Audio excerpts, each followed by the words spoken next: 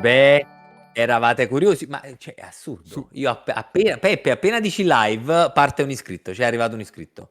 Aspetta, chi è? Fammi vedere nello specifico chi è che si è iscritto.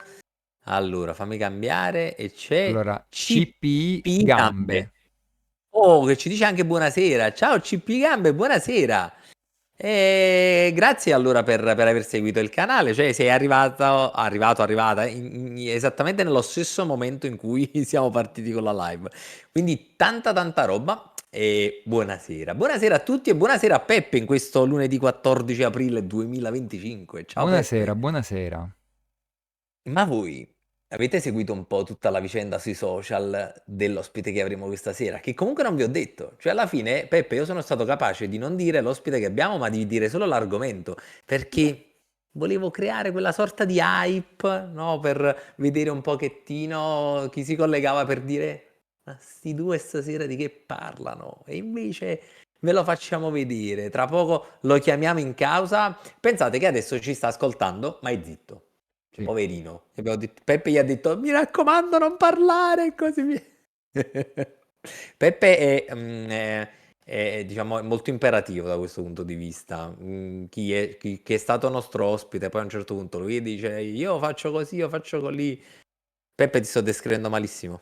No, vabbè, ma allora tanto io ho il potere. Cioè, io posso anche silenziare. È vero. E tra l'altro può anche silenziare me, cioè E, quello è il problema. e infatti adesso non parla?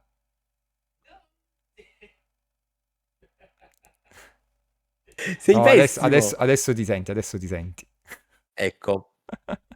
Allora, innanzitutto, vabbè, io saluto a tutti quanti, vedo CP Gambe che dice buonasera, poi Antonio Trette dice sia benedetto l'inventore del simulatore, mi ha salvato la giornata a Vallelunga, di questo poi ne parliamo.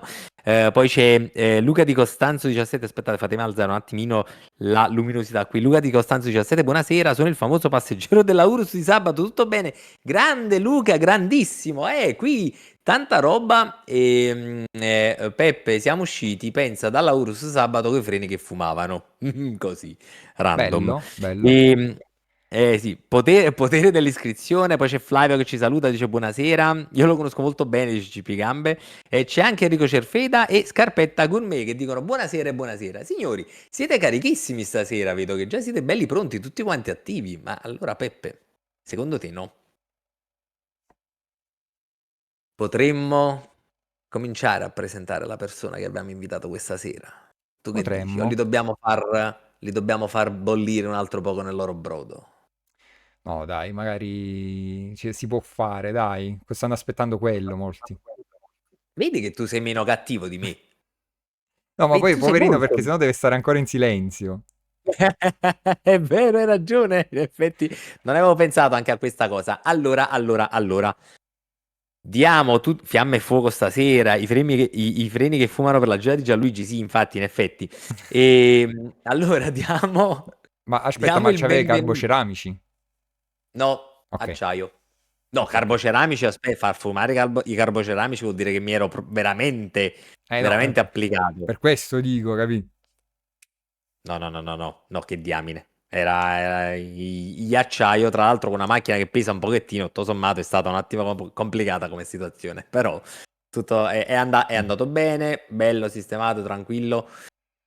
Non come un'altra esperienza che mi è capitata nel mezzo della settimana che è stata un attimo più complicata, però lì c'era di mezzo un'auto elettrica.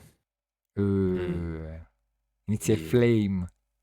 Tra l'altro sulla stessa pista. Sulla Mhm. stessa pista, non dico gli stessi cavalli, ma un paio di centinaia e meno, pure mi sono divertito, solo che il freno dopo un poco è. Dopo 3 curve, 3.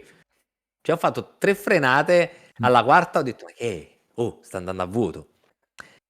Ma lasciamo stare. Però non sono macchine per fare quello. Dai, non Mhm. era una macchina fatta per quello, tutto sommato glielo possiamo giustificare. Ma allora a questo punto, si sente lo sfregare di mani nel microfono? Sì, un pochino sì. Pochino sì.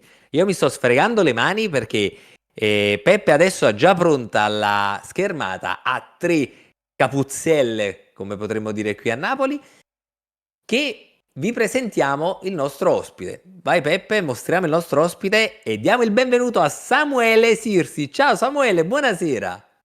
Ciao a tutti, buonasera, buonasera. Chi Grazie te per l'ha avermi fatto invitato. fare? Chi te l'ha fatto Ah, fare di venire in questa live? Perché ti sei menato dentro con le tue mani? è quello che mi sto dicendo anch'io. Cioè, io a un certo punto te l'ho proposto, tu mi hai anche detto sì. Vedi, cioè, c'è del dolo in questa cosa. Non potevo dire di no, Dopo tanto Allora, tempo. è vero, hai ragione, ormai ci conosciamo, abbiamo scambiato veramente tanto. Poi tranquillo che raccontiamo un po' a tutti i nostri spettatori, uno come ci siamo conosciuti, ma poi voglio che racconti un pochettino quello che è stato l'excursus che è cominciato lì e che stai portando avanti in completa autonomia, tra l'altro anche veramente molto bene, perché come sai ti seguo al netto del fatto che ogni tanto ci sentiamo e così via. Leggo un pochettino di commenti. Voglio farvi sapere che è una foto compromettente di Claudio in monopattino elettrico. E questo è vero che non c'entra niente con la presentazione del nostro ospite, ma purtroppo è vero, c'è, perché Valle Lunga e i bagni sono veramente molto distanti. Allora prendevo simpaticamente questo monopattino. E Peppe, CP Gambe dice Samuelone, poi me lo asterisca sul telefono. Nazionale. Nazionale, cioè perché nazionale Beh, viene censurato da Twitch? dovremmo fare una compilation sulle cose che censura Twitch. Mio Dio, perché questa cosa? Io vedo solo... Boh, vabbè, Ah, il io lo buono... leggo, Tu lo nazionale lo leggi? leggo. Sì, È sì. solo un problema di Evidentemente. Claudio. Probabilmente avrò le impostazioni per i minori, boh, per i bambini. Avrò, sai, il parental control. Devo capire il mio Twitch sullo smartphone cosa ha che non va. Ma piuttosto, allora, cari spettatori, noi abbiamo invitato questa sera Samuele a partecipare alla nostra live perché volevamo portarvi un'esperienza diretta di chi sta cominciando realmente ad avere una strada aperta nel mondo del sim racing. Lui ha cominciato da quanto tempo hai cominciato nel mondo del sim racing? Allora, diciamo da novembre 2023. Quindi sono oddio, un Un anno e anno e mezzo, mezzo. grosso Sì, modo. sì. Cioè, Ok. prima avevo una postazione durante il Covid, ma l'ho usata praticamente un paio di mesi durante il lockdown e poi basta. Ma quindi è E stata l'ho una usata veramente parentesi poco. momentanea. In quel caso è stata una parentesi momentanea, giusto nel momento del lockdown, poi gli avevi fatto prendere un po' polvere alla postazione. Esatto, esatto.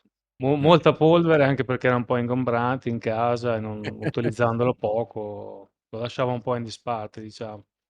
Anche Ci perché stai. monta e smonta, monta e smonta, era diventato molto... È un po' come la piscina, quando è la piscina coperta, no? A forza di montare e smontare, dopo molti la vendono, ecco. Ok. Vero, Meglio vero, quelli vero, in e terrazza. ti capisco perfettamente, anche perché io la postazione, quando avevo il tempo di girarci, la postazione ce l'avevo da montare e smontare, ma pensa che addirittura la postazione della live, prima di fare il mio studio e così via, montavo, smontavo, quindi posso perfettamente capire quanto sia noioso. Saluto anche Dominator GTX19 che si è aggregato al canale. Dominator, grazie per esserti aggregato. E spero che troverai interessante la live e le prossime magari i contenuti che continueremo a proporre. Ma a questo punto, allora, cari spettatori, io adesso lascio la parola a Samuele che ci racconterà un pochettino tutto, magari gli faremo qualche domanda. Se voi siete curiosi di scoprire questo mondo molto curioso del sim racing, no, fategli tranquillamente delle domande. Noi sapete perfettamente, e lo sa anche lui perché tanto normalmente la live la segue, siamo su una grande, anzi seduti a una grande tavola rotonda a bere birra analcolica e a chiacchierare di auto, che siano reali o virtuali in questo caso. Un po' un mix, visto le scene che ci sta facendo vedere già il buon Peppe in sovrimpressione. Fategli domande, fateci domande, chiacchieriamo. Siamo qui per voi. Abbiamo invitato Samuele proprio per cercare di portarvi una novità, ma soprattutto anche per dargli modo di poter raccontare quello che sta combinando, che poi tra l'altro è reduce, mi pare, dalla settimana scorsa pure da una gara, da una endurance, vero? Esatto, esatto, al Well Leaks 2025. Dopo magari Dai, vi dai, dai. racconto un po' più specifico. Allora, E allora fallo facciamo una io. cosa, non ti voglio, esatto, non voglio farti fare lo spoiler della gara perché voglio che ne parliamo diciamo, cronologicamente. Um, Partiamo dal principio. Cosa ti ha spinto verso il mondo del sim racing? Allora, diciamo che io fin da piccolo ho sempre fatto calcio, ho praticato calcio, tuttora sono un preparatore dei portieri in una prima squadra, quindi ci sono ancora dentro, seppure in modo molto più parziale rispetto a prima. Però il motorsport l'ho sempre seguito fin da piccolo, la Formula 1 in modo principale. Mm, Diciamo che la primissima volta che andai a vedere una gara di Formula 1 fu, adesso l'anno esatto non me lo ricordo, comunque c'era ancora Berger e Alesi a Monza. mm, E poi li vedevo sempre in TV quando le facevano sulla Rai e quant'altro. Ovviamente facendo calcio non ho potuto focalizzarmi su questo mondo perché comunque il sabato e la domenica ero impegnato in base all'età che avevo. Quando ero più giusto. piccolo giocavo il sabato, quando ero più grande giocavo la domenica. E comunque era un mondo molto sconosciuto, diciamo, dal punto di vista prettamente tecnico e quant'altro, anche perché se non hai dei genitori, degli amici che ti coinvolgono, fai fatica poi a partire, anche perché il motorsport è un settore molto, molto costoso e non tutti se lo possono permettere, a Anzi, meno che... veramente molto pochi. Devo dire veramente molto pochi. E tutto, diciamo, è nato quando mia moglie nel 2017 mi ha regalato 2 giri a Imola, non con Mm. voi, primo.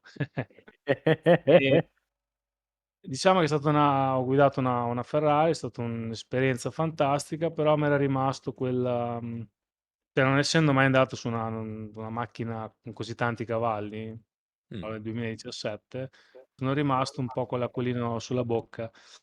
Ehm, Però ho visto che c'era la possibilità di divertirmi ogni tanto andando a fare qualche test, anche se erano molto costosi. E dopo cosa è successo? Che dopo un paio d'anni ho iniziato a prendermi una postazione che usavo in modo molto sporadico. La postazione che costava veramente poco, 150 euro. Mm. Mi ricordo ancora che l'attaccavo sul tavolino, cioè robe veramente molto ortodosse. È roba che Abbiamo se facevo visto. una curva a sinistra cadevo per terra, insomma tutte robe un po' da Allora, proprio da Samuele, videogioco. io penso che chiunque abbia cominciato nel mondo del sim racing più o meno abbia avuto quella parentesi casalinga di postazione fatta alla meno peggio. Io ricordo che ci sono state situazioni nelle quali avevo la sedia con le rotelle che bloccavo sapientemente con qualcosa dietro. Peppe, mi pare che pure tu avevi qualcosa di arrabattato. Avevo. Oh, Bene, ancora meglio, no, vedi? aspetta, vi faccio vedere una cosa, aspetta. Avrei dovuto mandarvela una foto, ce l'ho da Qua, qualche parte. aspetta, Ah, ecco, vai tranquillo, magari faremo un follow up. qua si Questo cos'è? Un vede? volante? Ah, sì, è vero, c'è il Io volante ce l'ho così qua a messo. fianco, che all'occorrenza lo attacco alla scrivania. Che cosa meravigliosa. Ma infatti, ripeto, io credo che chiunque abbia cominciato, ripeto, nel mondo del sim racing si sia arrabattato in generale in un qualche modo all'inizio. Anche, pensa Samuele, anche i nostri amici, conoscenti e così via, erano tutti quanti in una condizione la quale era quasi a gara chi stava peggio e quindi ci trovavamo nelle condizioni più comiche di dire, oh guarda, io sto girando così, cose strane in gara e improvvisamente si scopriva che si era staccato il volante. Oppure, boh, era caduto dalla sedia, ma Alla- delle cose meravigliose. All'Alonso. Esatto, bravissimo, bravissimo. Sono insomma delle cose meravigliose.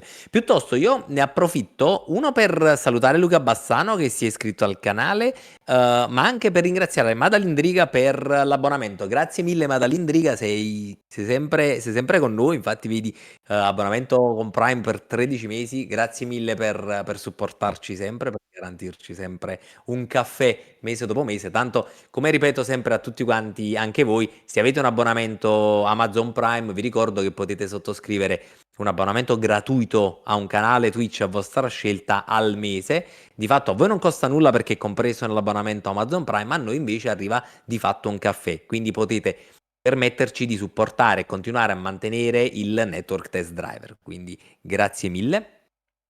E buonasera Claudio, grazie a te ancora per l'esperienza di sabato, ma dai, grazie a te per essere venuto, figurati, mi fa estremamente piacere essere riuscito a farti vivere di fatto un'esperienza particolare, non devi assolutamente ringraziarmi, io dico sempre ringrazio voi perché essere parte, diciamo, del vostro divertimento, cioè veramente mi fa stare bene, è una cosa che empaticamente mi piace un sacco. Poi vediamo anche Samuele stasera, forse da questo punto di vista, ecco, come fanno vedere anche le immagini, potrebbe avere qualcosa da dire in merito.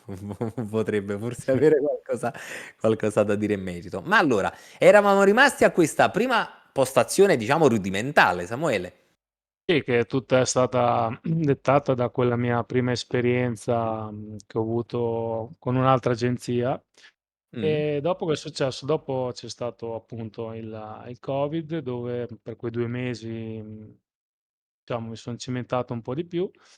mm, E dopo c'è stato un periodo di totale assenza da questa postazione.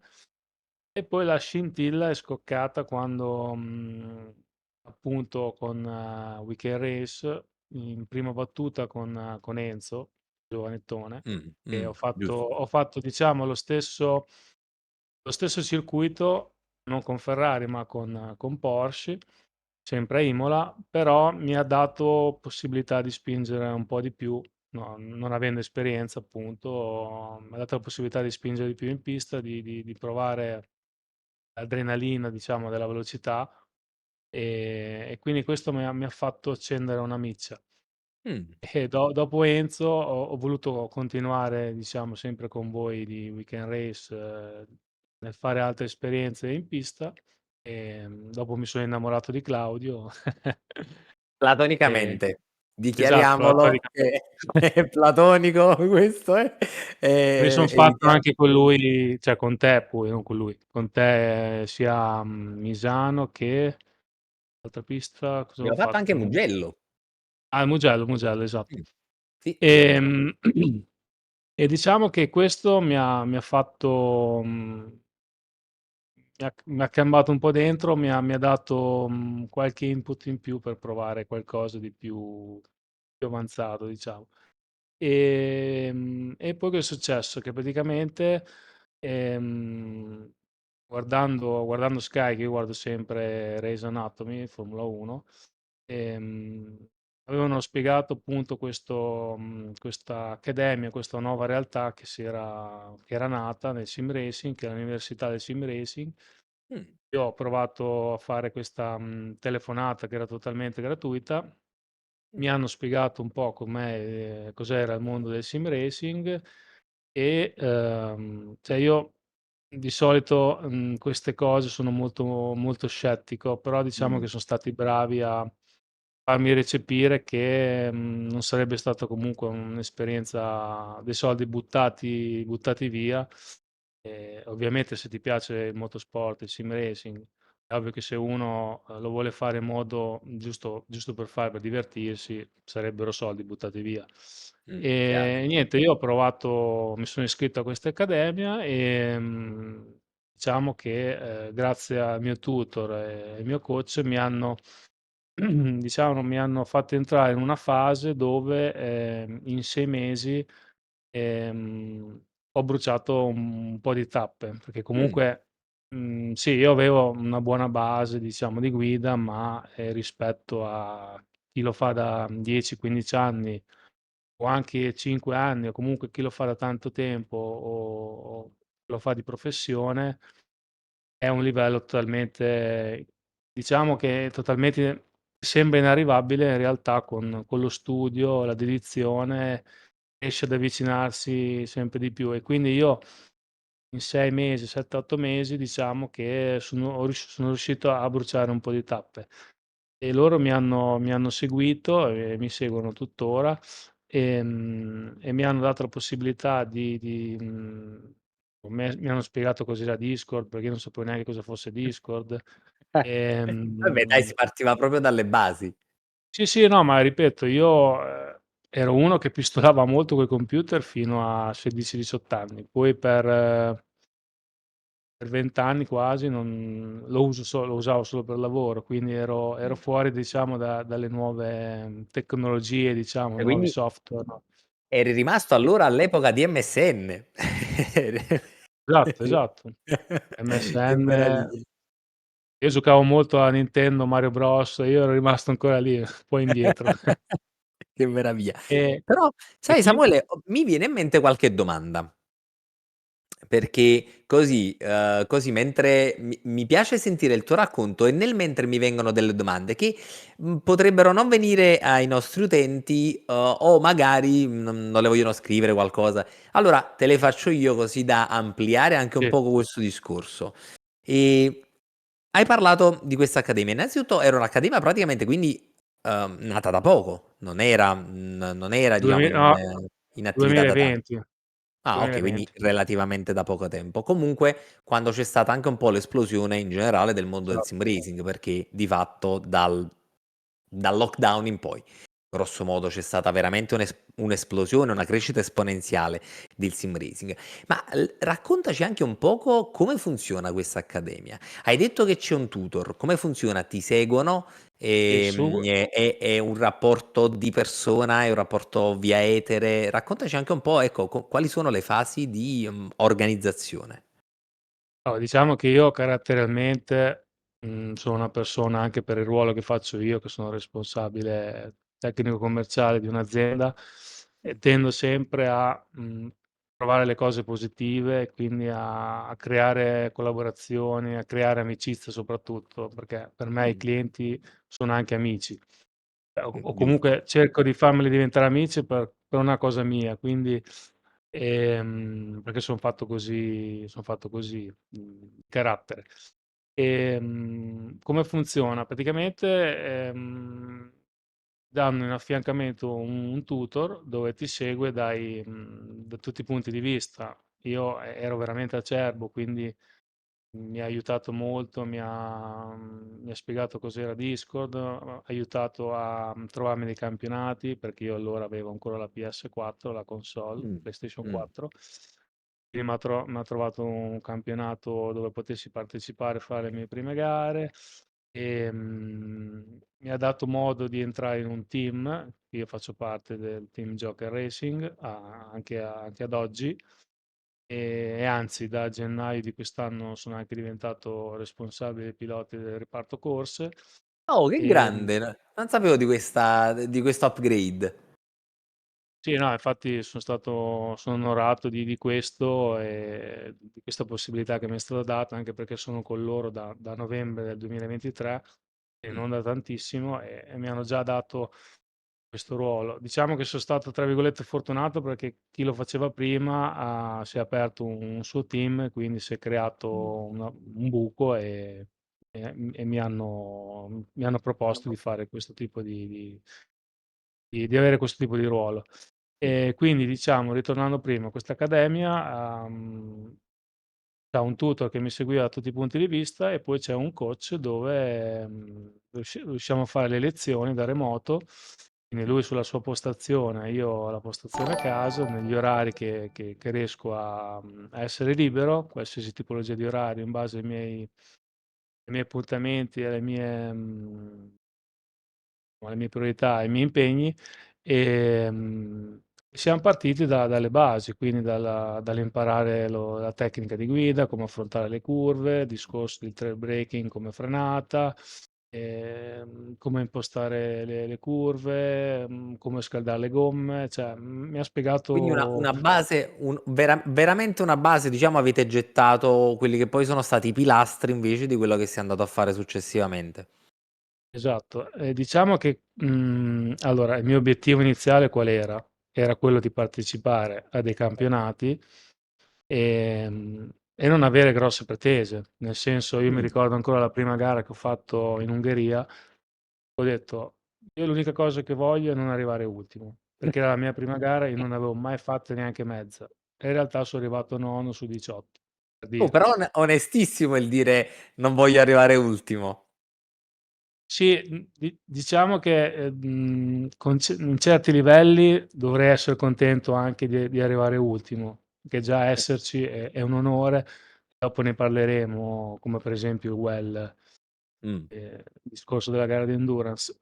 Quindi il mio obiettivo primario era quello di partecipare a dei campionati, fare esperienza senza grosse pretese. Il problema qual è? È che comunque io di mio sono competitivo, e quando ho visto che stavo iniziando a migliorare sempre di più, ho sempre cercato di alzare l'asticella. Ma è giusto che sia. Ehm, E questa accademia che possibilità m'ha dato? Mi ha dato la possibilità di ridurre le ore al simulatore, Mm, perché cioè io ne avevo molto bisogno, perché, io son partito da 0 a 38 mm. anni, gli altri, cioè ragazzi di 22, 23 anni che son fortissimi e lo fanno da tanti anni, o piloti che hanno la mia stessa età che lo fanno a 15 anni, capisci bene che fai fatica a competere con Eh, gente di questo par- calibro. sì, sì, partivi giustamente con una sorta di svantaggio, però guarda, ti dirò, il nostro buon Peppe ha una tecnica infallibile quando si parla di sim racing. Mm. Vediamo un po' Siamo Allora, par quale perla cacci. allora Peppe, una delle prime, lui ha cominciato col sim racing prima di me, ok? Cioè, o meglio, col online, le gare online e Mhm. così via, prima di me. E allora, quando io mi approcciai con anche questo gruppo di amici, così, ma in realtà per dire tempo non era nulla di serio, era per trascorrere un po' di tempo virtualmente insieme. Allora, Peppe si raccomandò con me di una cosa. Disse: l'importante è non battagliare alla prima curva. Poi per il resto, fai la tua gara. Tanto ci pensano gli altri a uscire. Ma guarda, hai fatto bene a dire questa cosa, perché io quando facevo sono maturato molto da questo punto di vista. Non è che non faccio errori adesso, anzi, però quando facevo le gare per i cavoli miei offline, io avevo sto brillo in testa che la prima curva dovevo sorpassare Vuoi tutti. martellare. E facevo Chiaro. delle cavolate giù di testa. Adesso, da quando ho iniziato, quindi da 1 anno e mezzo, io questo problema non ce l'ho, perché dall'altra parte so che ci sono delle persone. Mm, Non è un mm, computer, quindi non gareggi contro computer, ma con delle altre persone, che quindi devi stare attento su quello che fai. Poi comunque gli errori in pista li faccio ancora, e sono al 25% del mio percorso, ancora sono migliorato tantissimo, parliamo di 3-4 secondi al giro rispetto a quando sono iniziato, anche di più, mm. però sono ancora all'inizio, diciamo. Ma allora, tu considera, io sono del parere che non si finisce mai di imparare. Adesso, a prescindere, a qualunque livello Eh, sia oscurato. Mm. Mi Siamo... Ti senti? sei os- Ci senti? Sì, ti sentiamo, però non ti vediamo più. Strano. Ecco qua, ti vediamo. Eccoti, Ah, eccoti, ok. ti rivediamo. Dicevo, io sono del parere che non si finisca mai di imparare, a prescindere dal tuo livello, che sia basso, alto, altissimo, c'è sempre qualcosa da poter portare a casa in termini di bagaglio di esperienza. Quindi su questo, a prescindere diciamo, dalla natura del tuo percorso o da, diciamo, la percentuale di completamento, no, tra virgolette, del tuo percorso, comunque c'è sempre da imparare. Sono arrivate due domande, Samu, che ti faccio. Una in realtà era arrivata praticamente a inizio della live Mm. ed era da Antonio Traetta. Ti butto queste, anche se diciamo, non abbiamo ancora non siamo ancora entrati nel merito dell'argomento, diciamo, non abbiamo affondato ancora appieno le mani, però mi fa piacere farti queste due domande perché sono arrivate, d'altronde le avevo stimolate stesso io. Ora, c'è Antonio Traetta che dice: Samuele, approfitto di te. Sto usando Assetto Corsa per imparare le piste dove vado a lavorare. Mi consigli di usare l'indicatore di traiettoria? Parlaci un po' della tua esperienza. L'hai mai usato? Te l'hanno fatto usare all'inizio e poi togliere? Non l'hai mai Ah, cagato? Com'è il tuo ma rapporto guarda, all'indicatore? ti dirò, io questa cosa l'ho presa, ripeto, non come un gioco, cioè l'ho presa come un gioco, divertimento, ok, però l'ho Mm, presa molto, in modo molto serio, quindi tutto l'approccio che sto avendo, lo sto avendo come se fossi un vero pilota, diciamo. Quindi prima, quando ancora ero, non ero un pilota, diciamo, usavo le traiettorie. mm. Però poi mi sono detto: "Ma i piloti non usano le traiettorie, cosa lo uso a fare le traiettorie?" Quindi io ormai è 1 anno e mezzo che le traiettorie non le uso più. Quindi Ma diciamo c'è perché stata c'è stata una sorta Sì. di fase di avvicinamento e poi via, spento tutto. Piuttosto preferisco studiarmele, guardare i video, farmi fare delle videoanalisi dal coach, o comunque dai compagni di team che hanno più esperienza, che ti possono aiutare, ma comunque sì, le traiettorie, a meno che non siano piste veramente tipo il Nürburgring 24 ore o piste un po' strane, dove lì va bene, però altre piste non... Anche perché alla fine, sì, ti dicono i punti di frenata, ti dicono tante cose, ma alla fine ti distrai e basta guardare le linee, secondo me. Ci sta perché poi magari cambiano colore, quindi non sai se cambiano colore in modo fisso oppure si adeguano alla tua velocità, poi comunque non ti permettono delle libertà che ti potresti prendere E con comunque vai più piano. il tuo stile di guida. Sì, sì, sì, ci può stare. Poi un'altra domanda invece che è arrivata, e tra l'altro saluto anche Me Crystal, che ci dice buonasera, buonasera Me Crystal. Poi Un'altra impari domanda che è prima. arrivata, cosa? Dicevo, poi impari prima senza le linee, perché impari da solo, diciamo. Bravissimo, ci sta. Concettualmente ci sta perché ti devi trovare un tuo modus operandi con la traiettoria, cioè con la linea anzi di traiettoria. Allora, io la troverei utile per i primi giri semplicemente per capire quali siano le traiettorie, nel senso proprio Esatto. dove devi stare in pista, tanto Sì, un paio tecnicamente di quelle, giri ci sta, voglio dire, esatto, un paio di... quelle sono le linee. Dopodiché spegni e i punti di staccata e così via te li devi gestire tu. Ci sta. E poi Mm. un'altra cosa importante, devo migliorare un pochettino anch'io, è cercare di trovare i punti di riferimento della pista fissi, non quei Mm. cartelli che sono in mezzo alla pista che se uno ci va a sbattere contro perdi il Boh. riferimento. Quindi devi capire i punti di riferimento che sai che rimangono sempre fissi per capire dove frenare esattamente o come impostare una determinata curva, ecco. E poi è identico e preciso anche nella realtà e penso che mi pare Esatto, che qualche uguale. volta, sì, sì, sì, perfettamente uguale. Qualche volta io e il buon Peppe abbiamo raccontato di aneddoti strani, no, sui punti di riferimento fissi e nel corso del tempo storici sono stati degli errori dovuti a delle persone che avevano preso le ombre come Esatto. riferimento. Follia! Addirittura. Eh sì, le ombre come riferimento, peccato che le ombre camminano e quindi non sono un riferimento affidabile. E ci sono stati esempi, diciamo, nel motorsport storico, che hanno visto questa, tra virgolette, ingenuità. Poi chiaramente uno si lancia a fare delle cose, però l'errore chiaramente è sempre dietro l'angolo. Ti dicevo, abbiamo un'altra domanda che CP Gambe ci chiede: quanto è importante l'allenamento nel mondo del sim racing? A questo punto io integro anche questa domanda, oltre all'importanza, cerchiamo di, cioè, o meglio, spieghiamo ai nostri spettatori anche tu quanto tempo ti alleni. Quindi se e quanto è importante allenarsi e quanto tempo ti alleni. Facci sapere. Mh, bella domanda. Allora, diciamo che, ci son delle settimane dove riesco ad allenarmi 10, 12 ore e delle Mh, settimane dove me ne alleno 4, 5. mh. Sento Ma qualcuno che sta sono ridendo di là, che forse è mia moglie. Ehm, sì, diciamo di media fai 8, 10 dai, a a settimana. settimana, però comunque divise, cioè a 8 dai. intervalli di giorni, esatto, a Sì, intervalli di esatto. giorni. Immagino sai tipo un Sì. paio d'ore al giorno. Per esempio 'sta settimana mi sa che m'allenerò poco perché non ho tempo e Mh, quindi sì, dai diciamo di media 8 perché poi magari ci sono delle settimane molto intense dove veramente mi do da fare. Comunque sì, l'allenamento è molto importante. Ci sono vari tipi di piloti, ci sono quelli che ce l'hanno nel DNA e quindi anche se si allenano poco riescono a ottimizzare in pochissimo tempo. Io invece ho bisogno di un po' più di tempo.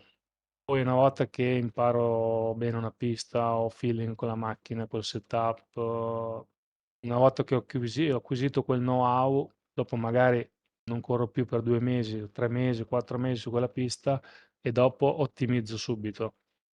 Però devo mh. imparare a capire bene la pista e la macchina, cioè quella specifica vettura. Una volta che l'ho imparato, ho trovato il mio limite e ho capito e ho visto sulla mia pelle che anche dopo diversi mesi riesco a ritornare vicino a quel livello lì.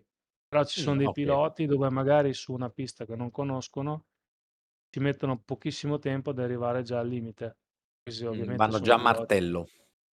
piloti di livello superiore e io ho bisogno un po' più di tempo, però diciamo che son contento che quando arrivo a quel livello, riesco a capire la vettura, la pista, anche dopo tanto tempo che non faccio quella pista, me la riguardo un attimino, la videoanalisi, l'analisi del giro e riesco a performare subito in base a diciamo al mio livello ovviamente. Chiaro. Vabbè, ma d'altronde io dico sempre che a un certo punto, a prescindere dalla conoscenza dell'auto, che fa tanto, perché poi ovviamente se ti specializzi su un'auto cominci a farla tua e ne cominci a conoscere luci e ombre, come utilizzarla in determinate situazioni, come settarla e via discorrendo, ma magari a questo ci arriviamo dopo, diciamo alla personalizzazione del mezzo. Ci sono delle cose che poi diventano degli automatismi muscolari, degli automatismi biologici, che poi d'altronde è anche tutto ciò su cui si basa la guida. Io anche quando faccio i corsi e così via, spiego sempre questa cosa, ma che poi in qualsiasi sport, tu anche nel calcio, diciamo, lo trovi pari pari, potresti insegnare tu a me probabilmente anche il condizionamento e gli automatismi muscolari quando si fanno determinate cose. Identico e preciso anche con la guida. Quindi alla fine, una volta che tu vai a interiorizzare una determinata pista o determinate reazioni e così via, ci sta che poi dopo devono essere solo rispolverate piuttosto che imparate da zero o comunque debbano farti ripartire da un punto critico. Faccio Vedo. Mh. Vai, Faccio un dimmi. esempio, magari una pista che ho fatto, non so, 20 ore, 30 ore all'inizio della mia esperienza, ci ho messo X tempo, dopo un anno che non la facevo, quella pista, quindi non mi ero allenato, dopo un giro facevo 3 secondi più veloce, per Vedi, dire. esattamente tutto Mh-mh. torna. Vedi perché il nostro cervello lavora in un modo veramente meraviglioso, perché richiama subito quei cassetti della memoria ed è attivo. Infatti Basta, diciamo dai. che no, no, concludi, concludi. No, no, dicevo, basta semplicemente spolverare un attimino e sei subito operativo, tra l'altro, ripartendo veramente quasi come se avessi lasciato ieri. E infatti diciamo che il mio obiettivo, un po' per l'età che ho, un po' per il lavoro, gli impegni e quant'altro, la famiglia, eccetera, non è che devo arrivare chissà dove, anche perché comunque possibilità sono quelle che sono, però vorrei arrivare a un livello abbastanza più alto rispetto a dove sono adesso, in modo tale che nei prossimi anni raggiungo un livello, mi diverto senza dover distruggermi dagli allenamenti, che questo è Chiaro. fondamentale, perché lo fai per divertirti, non per distruggerti. Quindi una volta Quindi che sei trovare un arrivato a un bilanciamento. esatto. C'è, tra l'altro, Luca Di Costanzo che ci dice: a volte il tempo ci frega, ma è importante mantenere sempre il ritmo anche con meno frequenza. Quindi anche lui, diciamo, dà la sua visione, diciamo, il suo contributo. Saluto Julbeast che ci dice buonasera, così come Spacim che ci dice buonasera, quindi benvenuti, bentornati anzi a entrambi, è sempre un piacere vedervi qui collegati e spero che possiate anche voi interagire, se avete delle domande nel mondo, diciamo, del mondo del sim racing per Samuele è a vostra disposizione, così come restiamo sempre a vostra disposizione io e il buon Peppe. E c'è Antonio Tretta che poi dice: ma quindi sabato Samuele è venuto a Vallelunga per caso hai fatto il van con me? No, in realtà Samuele non è venuto a Vallelunga sabato. È stato diverse volte con noi, ma non è venuto sabato. Quindi Comunque magari rilanciamo la conoscenza a diciamo, a qualche altra tappa. Comunque una Piuttosto, domanda ce l'ho io poi per vai, Samuele, che è grande. la classica domanda che si fa, cioè si fa tra fotografi, tra motociclisti, tra sim racer, no? E con Sì. cosa hai iniziato e che attrezzatura, qual è la tua postazione oggi? È bello, beh, è vero questo È comunque, la classica grande, è domanda, vero. appena sai io corro, cosa Ah, sì, c'hai? che usi? È un po' come dire che Allo auto hai, capito? Esatto, esatto. ehm, avevo la Adesso non mi ricordo neanche come si chiama, quel volante della Ferrari, quello da costava un centinaio d'euro, È non mi il ricordo. T80 probabilmente, la Tracksmaster. Bravo, sì, il T80. Sono partito Ah, con Peppe è quello calzatissimo. Vabbè, e ne avevo un altro che non mi ricordo, che ho cambiato subito, e poi dopo sono passato col T300 mm, con la pedaliera basica e adesso ho messo la TLCM, sempre Trustmaster, quella con la cella di carico. Mm. Poi ho cambiato il volante, gli ho messo quello sportivo della Porsche, non mi ricordo neanche come si chiama, quello sportivo comunque, mm. adesso non mi ricordo il modello.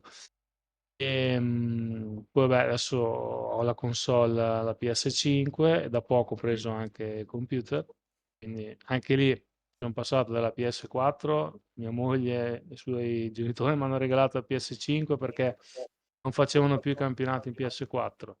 Sono passato in PS5 a correre contro in una lega dove ci sono i più forti in Italia su console Mm. e adesso sono passato anche a PC, quindi cioè, sto facendo proprio un'escalation nel mondo del sim racing, ecco. Che Ma poi è E, bello, quanto... no, che poi è bello vedere pure che c'è un supporto perché magari molto spesso non viene tanto capito. Magari il simulatore magari Vero. viene visto un po' come la cosa, il gioco al computer, invece mi sembra di aver sentito che vieni molto supportato da questo punto di vista, o no? supportato e sopportato. Sì, Vabbè, ci sì, sta. ogni tanto insomma qualche strigliata me la becco lo stesso, comunque Vabbè, fisiologica. ci sta, insomma, cioè, io Sì. lo sto vedendo come divertimento, ma come uno sport a tutti gli effetti, quindi E di fatto mi dà ormai fastidio. lo è diventato anche in modo riconoscibile. Cioè, nel senso, il Ah, sim sì, sì. racing è diventato a tutti gli effetti uno sport. Virtuale, ma uno sport. E Quindi è poi come... diciamo che a me piace, preferisco gareggiare contro piloti che sono più forti di me per aumentare l'asticella, per migliorare come pilota, rispetto a campionati un po' più tranquilli, dove comunque magari potrei vincere anche diverse gare, ma non miglioro come pilota, ecco. Adesso, sulla scia di quello che ti ha chiesto Peppe, sono curioso di sapere, hai avuto anche dal punto di vista, no, della postazione un'evoluzione nel corso del tempo, ok? Che è andata magari di pari passo anche con la tua performance. Esatto.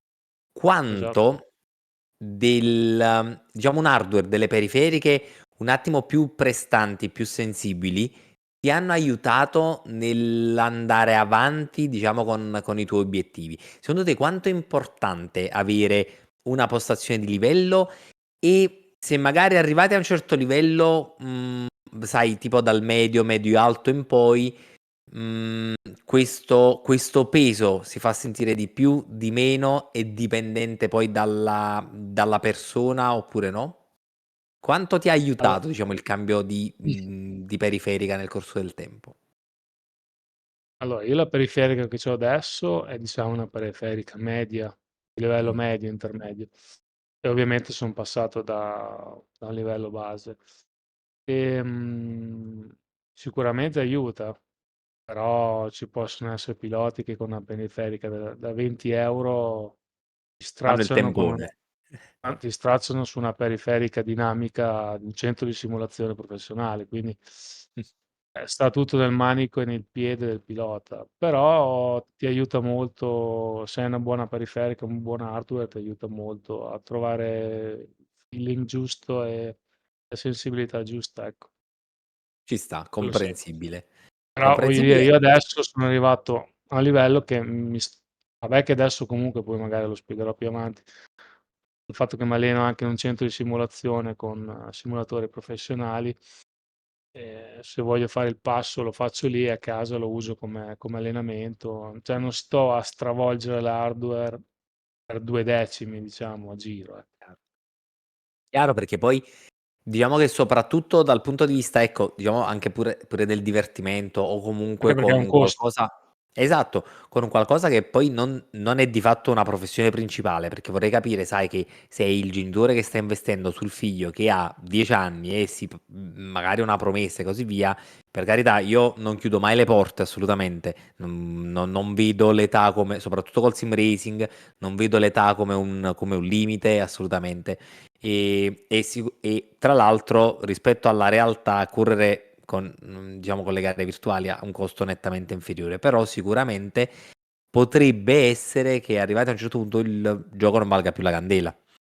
Dire ok, io ho limo 2 decimi, ma devo prendermi una postazione che veramente 10.000 euro. esatto, devo tirar fuori la credenza del salotto perché non c'entra e via.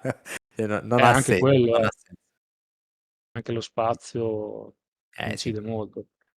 Sì, comincia a diventare complicato poi nella gestione anche proprio degli ambienti domestici, perché poi le postazioni grosse, cioè o ti dedichi solo a quello e a quel punto è come ognuno di noi magari ha una passione, io ho una passione per X, o tu hai una passione per Y, Peppe ha una passione per Z e così via, allora tu hai quella passione e dici ok, io investo i miei soldi, il mio spazio e così via, ma tu, ecco, ti calibri solo per quello, però se ovviamente è un aspetto della tua vita che è sicuramente importante, ma non è poi prioritario rispetto anche poi a quella che possa essere la vita lavorativa e così via, è comprensibilissimo che arrivi a un certo punto che dici questa cosa sta bene così, se voglio fare altro e voglio crescere, diciamo vado in un centro di simulazione. Ecco, Esatto. diciamo il discorso che E facevi tu. poi e poi diciamo che, ritornando al discorso l'accademia di sim racing, l'università del sim racing, che mi ha seguito in questo percorso, mi ha dato una spinta in più, vabbè che poi ho fatto anche amicizia con il tutor, è venuto anche a volte a casa mia, ci siamo fatti Mm. anche una grigliata, quindi abbiamo creato un'amicizia. Ah, A parte quello, che fa sempre piacere, mi ha dato una spinta in più anche a provare la pista reale. mm. Per capire, perché comunque sai, è sempre piaciuto andar forte in macchina, anche se non bisognerebbe farlo, però andar forte in pista è tutta un'altra cosa. E Vero, quindi ho vero. voluto ho voluto mettermi alla prova. E la primissima gara che ho fatto, l'ho fatta poi in realtà subito poco dopo che ho iniziato nel sim racing, a marzo 2024, Mm. con un team RB Autoservice di Roberto Bianchin, che è un pilota professionista di Treviso, saluto. Mm. Lo Ehm, salutiamo ho tutti quanti. avuto, ho avuto la possibilità di fare una gara su una C1 Cup Italia al circuito di Ottobiano.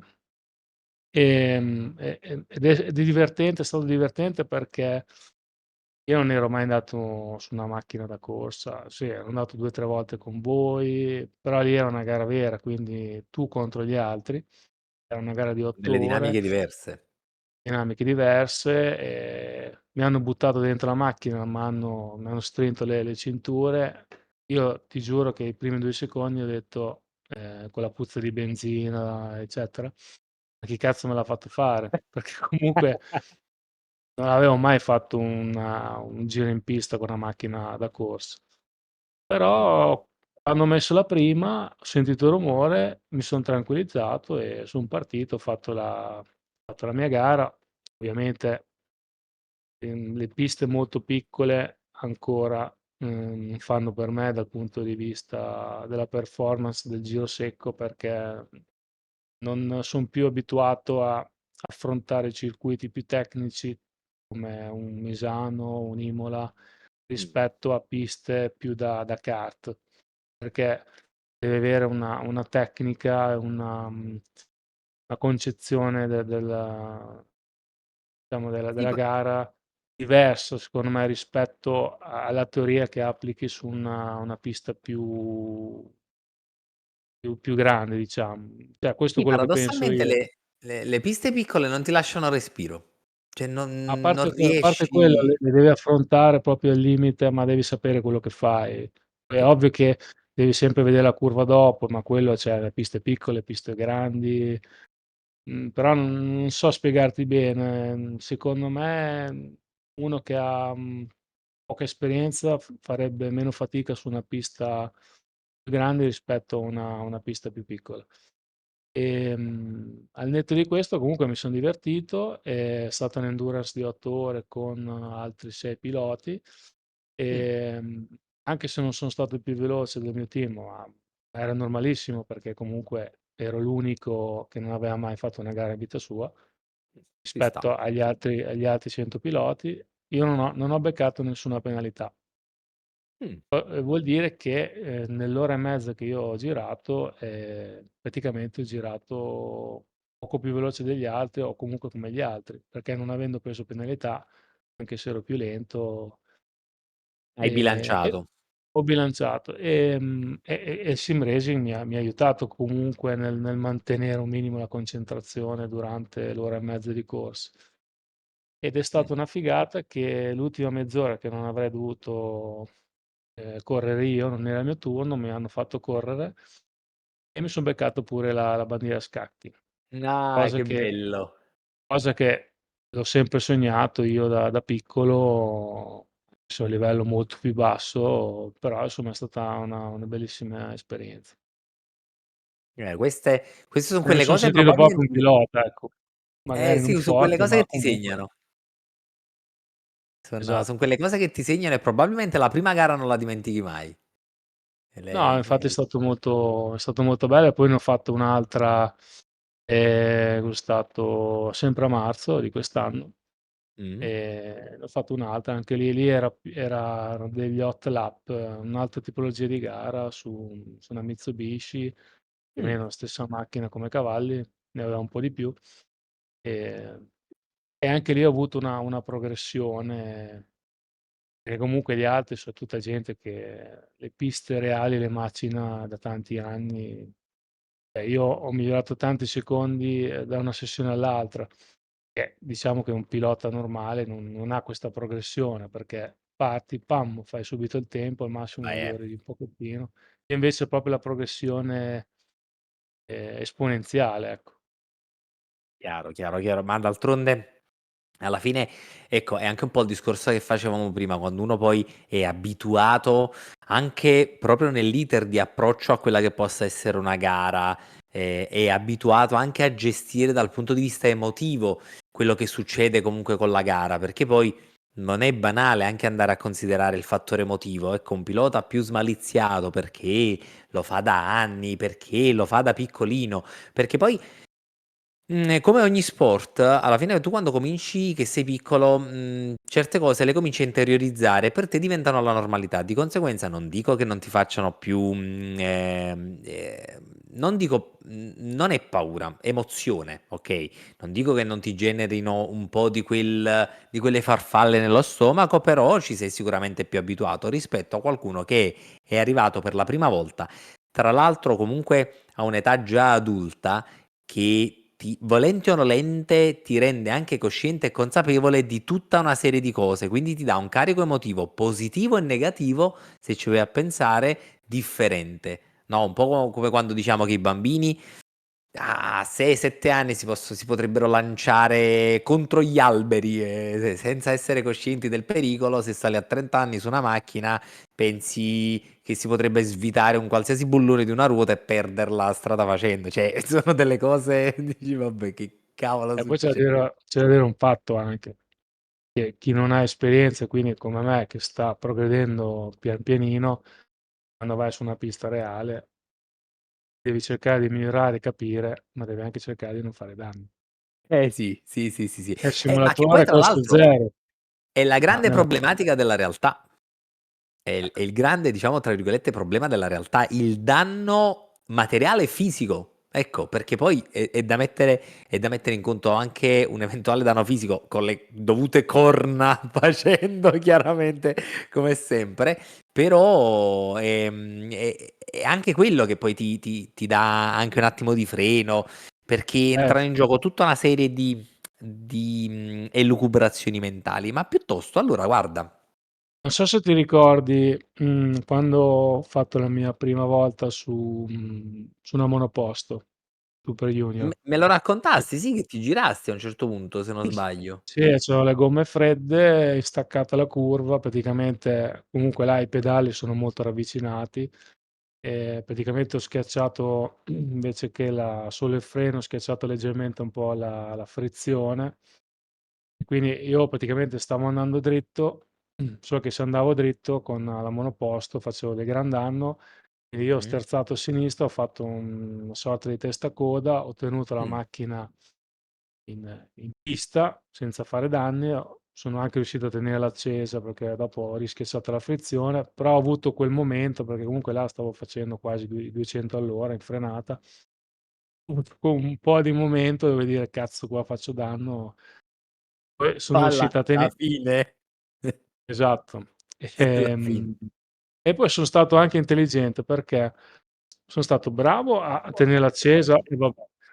Mm. E io cosa ho E non è da cercato di tutti, fare? guarda, ti dico, questa cosa non è assolutamente da tutti, anzi, Ah, anzi, perché me l'aveva detto il meccanico prima, fa se ti giri mi raccomando tieni la la frizione. frizione. L'ho tenuta accesa, ho cercato di ritornare in pista tagliando l'erba, il problema è che là a Pomposa c'è il dosso molto, molto alto e quindi io mi Mm, sono sentito entrarmi un qualcosa sotto il culo e praticamente stavo andando col fondo sul dosso e allora io mm, per non danneggiare il fondo non ho continuato ad andare avanti perché sennò avrei rovinato tutto il fondo della macchina. Mi sono fermato e dopo mi hanno trainato dietro senza fare danno, ecco. Cioè un altro magari avrebbe continuato ad andare avanti danneggiando il fondo della macchina e facendoti anche male perché l'ho sentito proprio sotto, mm. Diciamo che sotto il effettivamente culo. ci sei seduto molto vicino, ci sei seduto Esatto, l'ho abbastanza. sentito proprio. Ci sei seduto veramente, diciamo, lo spessore che separa le tue chiappe dalla grattata è abbastanza esiguo, quindi Non ci oso sta. immaginare se vanno fuori pista, guarda, a velocità Allora, tu elevata. pensa una cosa, qualche volta l'abbiamo pure raccontato in live, quando ero nel team della Federico II, no? Il team di Formula Student della Federico II, nel 2015, quando misero giù la prima monoposto, no? E cominciamo a fare i test, non me lo dissero, mio simpaticissimo ingegnere di pista dell'epoca non me lo disse, io avevo il telaio scollato sotto al culo. C'era questo telaio, diciamo, era una sorta di sandwich di pannelli di alluminio. E io feci dei test col telaio scollato sotto al culo. Quindi ti lascio immaginare. Allora, loro non me Si è lo fatta la ceretta, dissero. Cosa? fatta la ceretta in poche parole. Quasi. Niente. E il fatto è che in modo del tutto inconsapevole, ora è plausibile che se me l'avessero detto avrei girato uguale, molto plausibilmente avrei girato uguale, però almeno sai, dici che diamine, ditemele queste cose, sai, le chiappe sono le mie in tutti i sensi, in questo frangente. Ma piuttosto avevo visto delle domande, Samuele. Allora, innanzitutto, al di là delle domande, vedo un po' di commenti, li avevamo lasciati un attimo in sospeso. Perché, per esempio, c'è M. Crystal che ci dice: a volte prendersi delle pause dopo un intenso allenamento fa bene al cervello perché poi quando riprendi sei più performante. E questo è giusto perché, tant'è vero che con gli allenamenti si cerca Assolutamente. sempre di bilanciare in modo tale da ass- essere performanti, o comunque in generale la problematica di fare tante volte per troppo tempo la stessa cosa è che dopo un po' arrivi a un punto di saturazione, il tuo cervello non apprende più. Quindi ci sta E che poi dopo un po'. continui a imparare a sbagliare. Esatto, E no, ti- ma rischi poi di solidificare un errore. esatto, Ed è è che quello poi volevo dire. è che è controproducente. Poi, Esatto. Luca Di Costanzo, perché volutamente salto la domanda di Antonio, la riprendiamo Mm. dopo perché così le dedichiamo anche un po' più tempo. Luca Di Costanzo ci dice: giusto, viene anche capito dalla famiglia, in pochi considerano il simulatore solo come un gioco quando poi dietro c'è una grande passione. Quindi ci sta che, diciamo, quando si parlava del supporto, che comunque, ecco, anche tua moglie ti riesce a dare. Poi Enrico Cerfeda dice: incomincio a capire che faccio parte di un'altra generazione analogica. E ci dice poi è dal 1° giugno dell'88 che sono nel mondo delle competizioni e dei motori in genere in maniera analogica. Con umiltà ascolto volentieri per imparare sempre qualcosa di nuovo. Questo mi fa molto piacere, anche perché mi fa molto piacere questa sorta di scambio generazionale, non tanto per l'età quanto per la tipologia. Questa è veramente una bella cosa, perché poi mi è capitato personalmente poi di vedere tanti che si chiedono: ma la realtà, la simulazione, c'è differenza, non c'è differenza? Chi performa, diciamo, chi ha delle ottime prestazioni nella realtà, poi quando passa al simulatore è realmente così performante oppure no? Chi invece nasce col simulatore e poi passa nella realtà, se veramente va così? Io veramente ne ho sentite di ogni. Quello che vi posso dire è che c'è una tale varietà di situazioni. Io mi sono trovato nel corso del tempo con dei simulatori, per sviluppo prototipi e così via, per fare delle attività proprio di testing avanzato anche ad alte prestazioni. Ci sono dei colleghi che vanno magari molto bene nella realtà e sbroccano di brutto al simulatore perché non sono compatibili. Oggigiorno, anche nella parte di testing e sviluppo, c'è bisogno di tanta simulazione e c'è bisogno di essere compatibili con il simulatore, cosa che non è assolutamente scontata. Tant'è vero che c'è diciamo, c'è una fetta ristretta di driver che riescono a fare sia la realtà sia la simulazione. Per un'azienda chiaramente puoi trovare un driver che ti riesce a portare avanti dei test nella realtà e te li riesce a replicare la simulazione, è la quadra migliore che ci possa essere. Poi saluto Ross23 che ci dice buonasera. Ciao Ross, anche se con un po' di ritardo ti do il buonasera. E poi c'è CP Gambe che prende un po' in giro, che dice: il tutor ti insegnava anche a fare le grigliate o ti strigliava solo sul sim? E la puzza di No, benzina. Vai, dici. rompe abbastanza le scatole, è un ex pilota di rally, quindi no, Ah, vabbè, rompeva. quindi ci sta. Allora era, diciamo, sapeva mantenere anche il pugno duro quando doveva. E poi la puzza di benzina, ora con tutte le elettriche, diciamo, e poesia, questo pure è un bel modo di vedere la cosa. E vabbè, poi danni, costi collegati, soldi, quando si parla del passaggio nella realtà, adrenalina nel guidare in realtà è anche diversa. Ragazzi, ma ci sono stati dei riscontri sul fatto che sia stato un sim racer a fare l'assetto a Verstappen nella scorsa gara di Formula 1. C'erano diversi scoop, ma si è rivelata una fake news. C'è questo scambio, diciamo, di messaggi tra Antonio Traiette e CP Gambe. Ah, ok, ma tecnicamente sarebbe qualcosa di possibile? Dipende quanto i parametri siano simili. Non sarebbe così impossibile, ma trasferire tutto un assetto dal simulatore alla realtà è tanto tanto complesso, ma secondo me non è realmente possibile al 100%, perché ci sono sempre dei parametri che comunque si distaccano tra realtà e simulazione e potrebbero poi, soprattutto in un settore come quello della Formula 1, dove tutto è molto più amplificato, anche una minima variazione può generare uno sconsenso molto molto grande tra la realtà e la simulazione. Beh, Quindi secondo me non è veritiera come cosa, alla fine l'abbiamo non può visto la settimana scorsa con l'incidente di Donovan, che alla fine dice al simulatore ci sono riuscito, la realtà poi riserva delle sorprese. Ciaone. Esatto, ciao nella realtà. Poi, il kart rimane e rimarrà una vera scuola nuda e cruda, impari la tecnica, impari la guida, fai fiato, può costare il giusto se ti alzi le mani, che ci lavori su tu stesso e cresci veramente giorno dopo giorno, ci dice Enrico Cerfeda, diciamo anche come testimonianza personale. E poi Duan ha rischiato di farsi veramente, veramente male e mi avete levato le parole di bocca, vedi, avevamo anticipato questa cosa. Ma tornando alla domanda che aveva fatto prima Antonio Tretta, Samuele, a un certo punto ci hai parlato del fatto che affiancato alla PS5 hai anche un PC. Mi chiedeva giusto magari l'hardware che monti sul PC per stare tutto sommato tranquillo. Se hai un hardware un po' più spinto. Adesso assetto corsa, avendo qualche anno sul gruppone, riesce a girare discretamente bene anche su PC non spintissimi. Così come Peppe, se me lo confermi, pure magari tu anche assetto corsa competizione, ormai diciamo che essendo passato qualche anno, oppure richiede ancora No, diciamo, parecchie performance. competizione ormai è diventato un 50-50, cioè nel Mm. senso all'epoca era un po' pesante, adesso le schede video lo reggono bene, schede Io ho video una moderne, però 4060 Ti, una hai una? 4060 Ti di Eh, scheda video.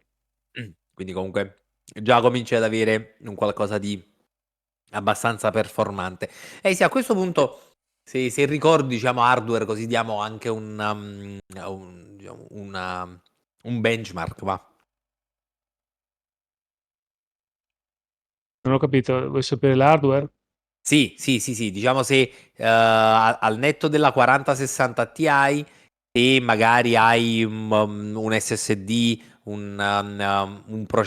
magari se ricordi anche il processore, in modo tale che diamo ai nostri spettatori anche un benchmark per dire, ok, Vabbè, 32 giga di RAM, mm. poi c'è un Intel. Io. Avete preso alla sprovvista. No, vabbè, vai tranquillo, se te lo ricordi non ti preoccupare, altrimenti non è assolutamente un problema. Mi rendo conto che soprattutto le specifiche del PC dopo un po' vanno a farsi benedire. Dici, vabbè, Sì. funziona, va bene così. Basta che ci sia Basta, corrente a casa.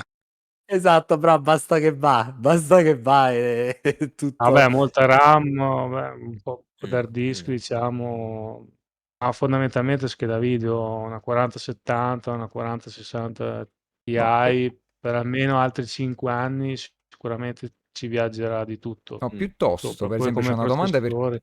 una domanda che sicuramente farebbe qualcuno che si vuole approcciare. Tu, per esempio, per fare il computer ti sei affidato a un tecnico, per esempio, a un esperto, a un amico esperto? Come hai fatto? Cioè, qual è stato il processo?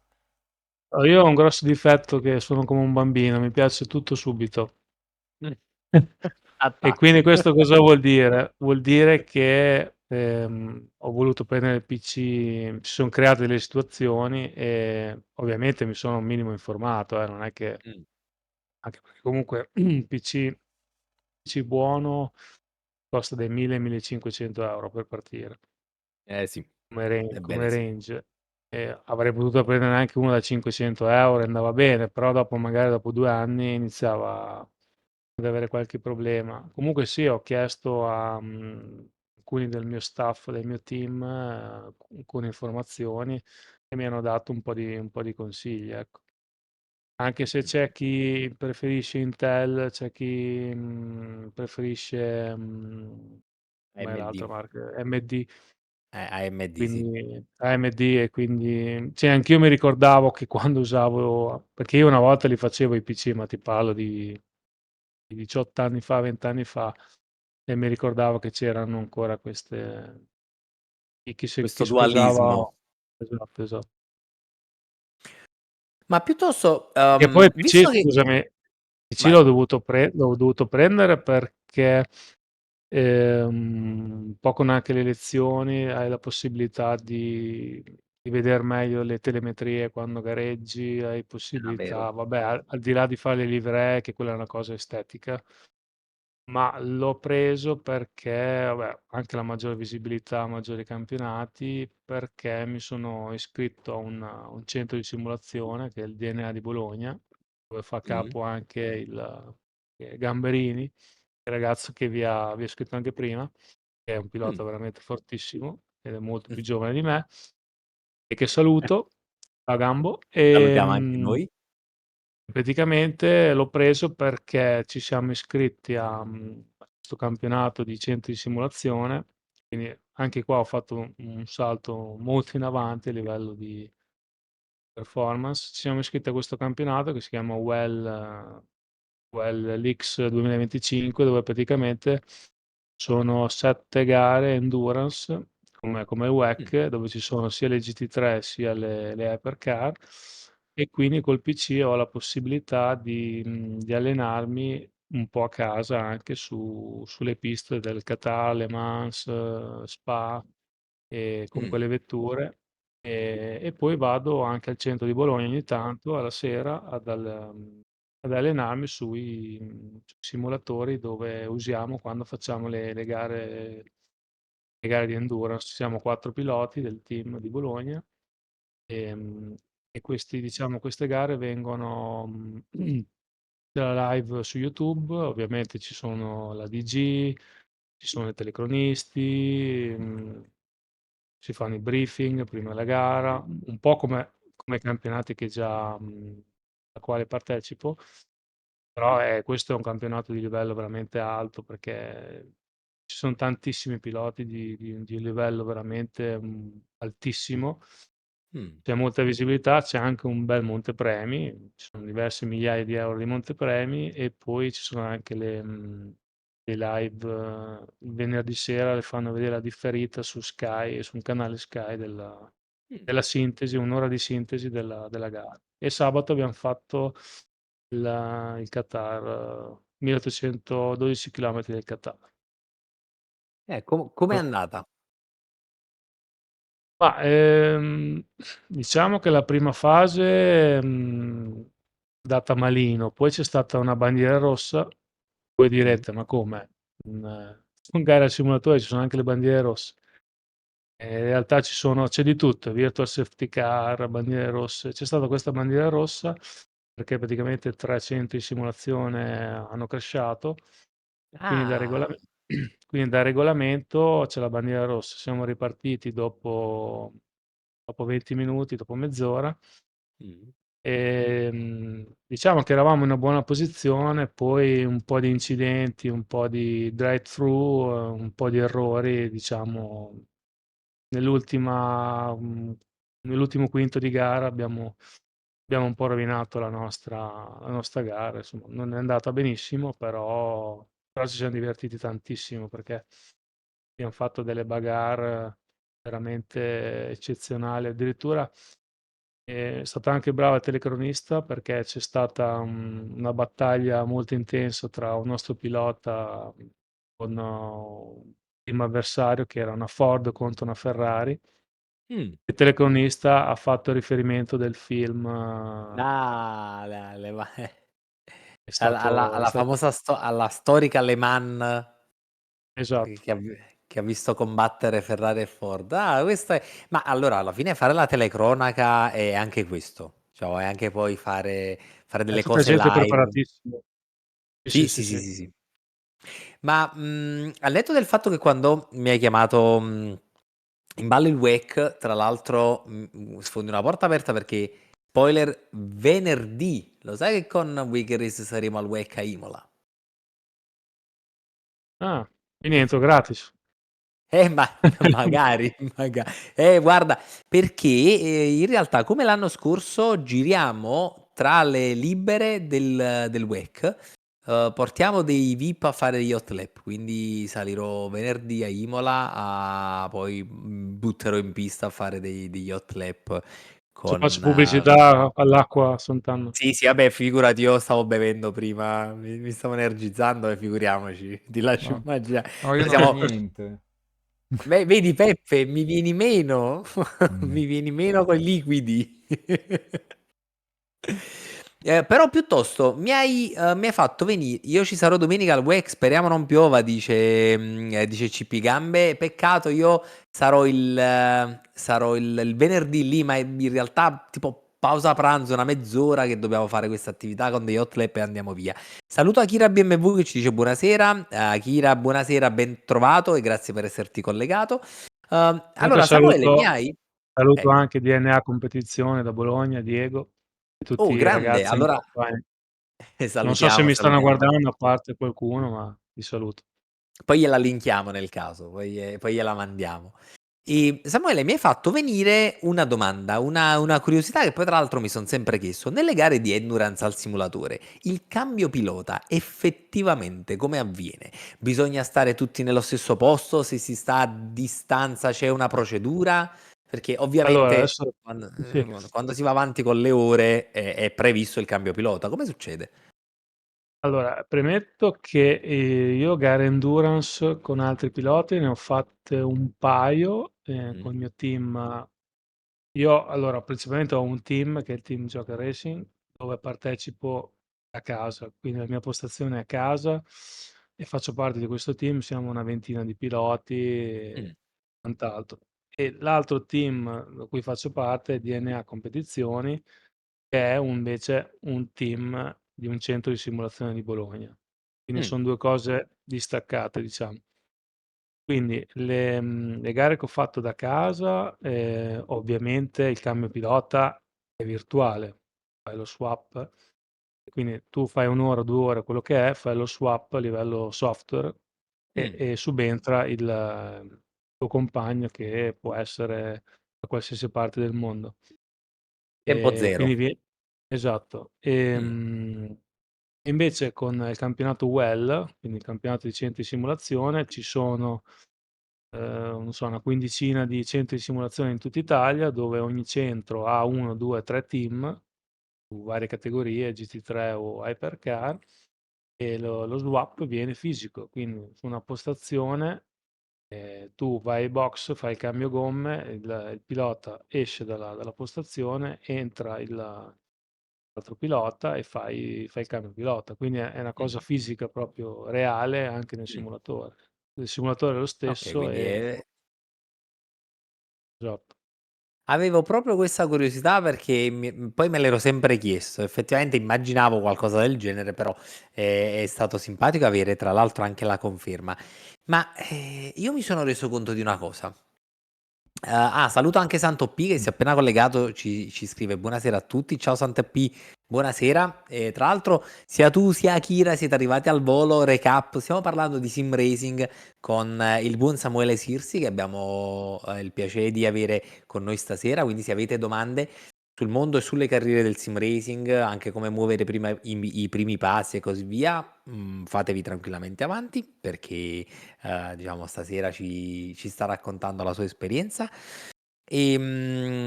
Un'altra cosa, Samuele, che mi sono reso conto che non abbiamo detto, una cosa fondamentale. Con che auto corri? Infatti, Non abbiamo detto una cosa, diciamo una cosuccia da nulla. allora, io corro sempre con la Porsche, la Mm, 992 GT3 R. mm, E quando ho iniziato, vabbè, era la 991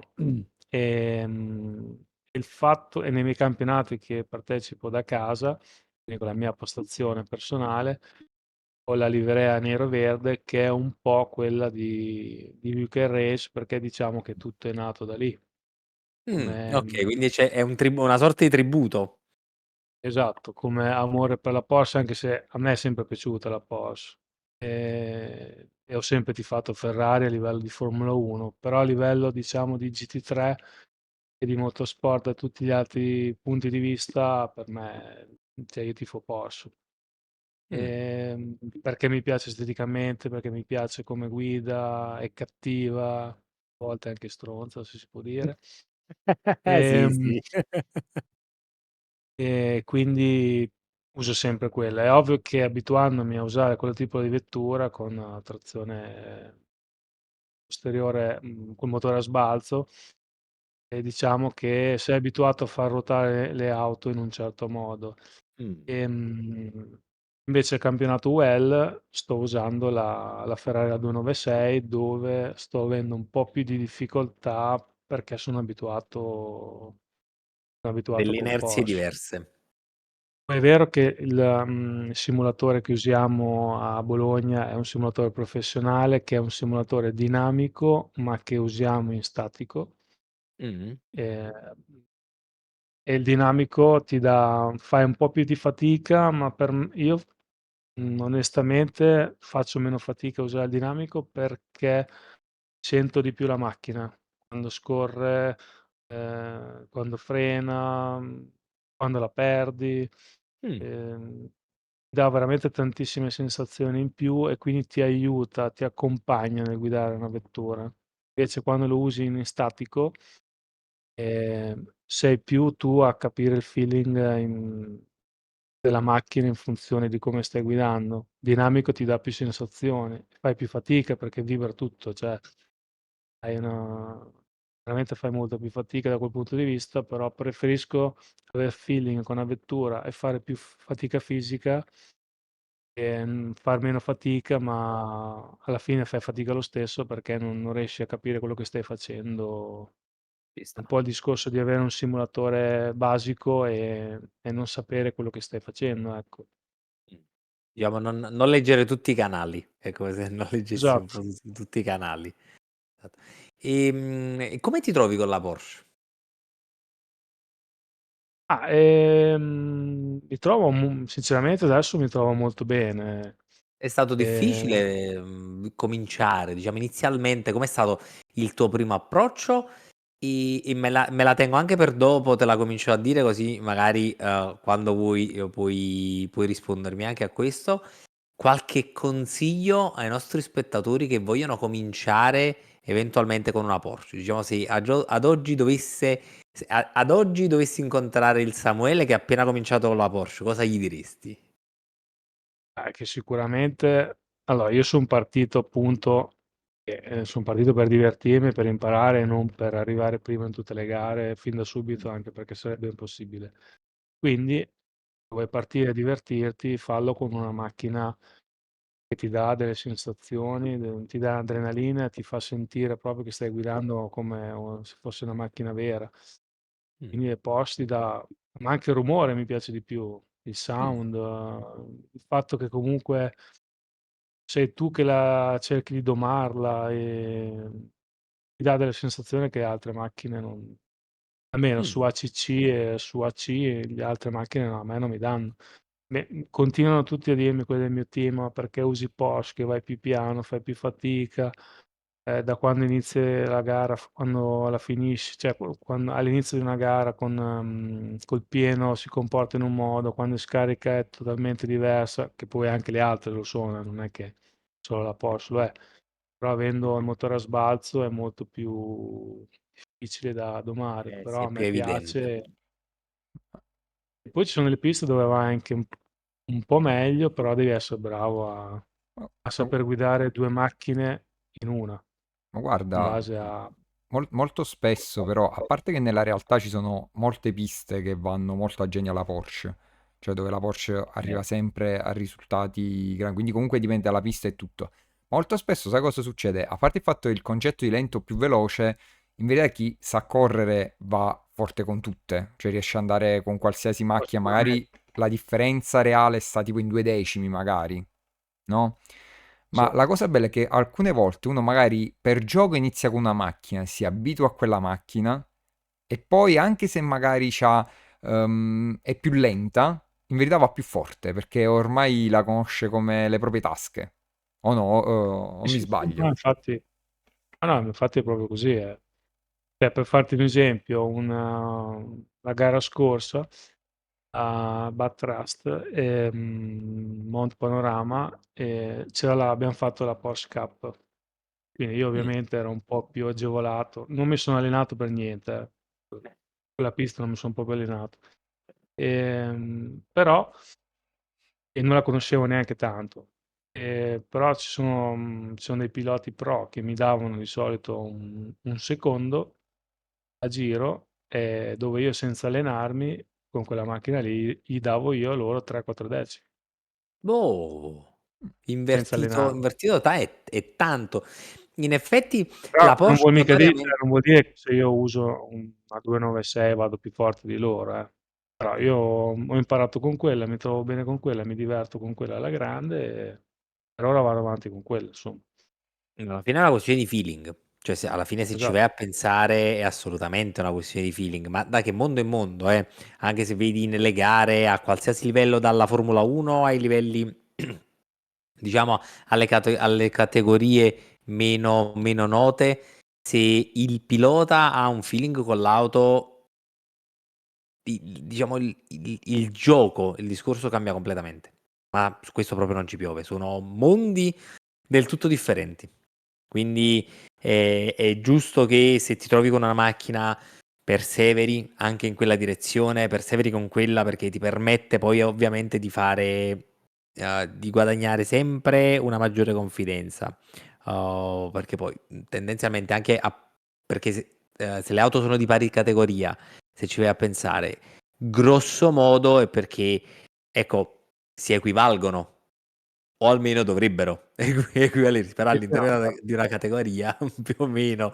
Ecco, c'è qualche auto che potrebbe avere un picco verso una tipologia di performance, di prestazione, un'auto che potrebbe avere un picco verso un'altra tipologia di prestazione, però grosso modo, diciamo, una persona che sa usare bene una una Ferrari, per dirti, è una persona che sa usare bene una Porsche, poi più o meno si dovrebbero equivalere perché sanno sfruttare le peculiarità ognuno della sua.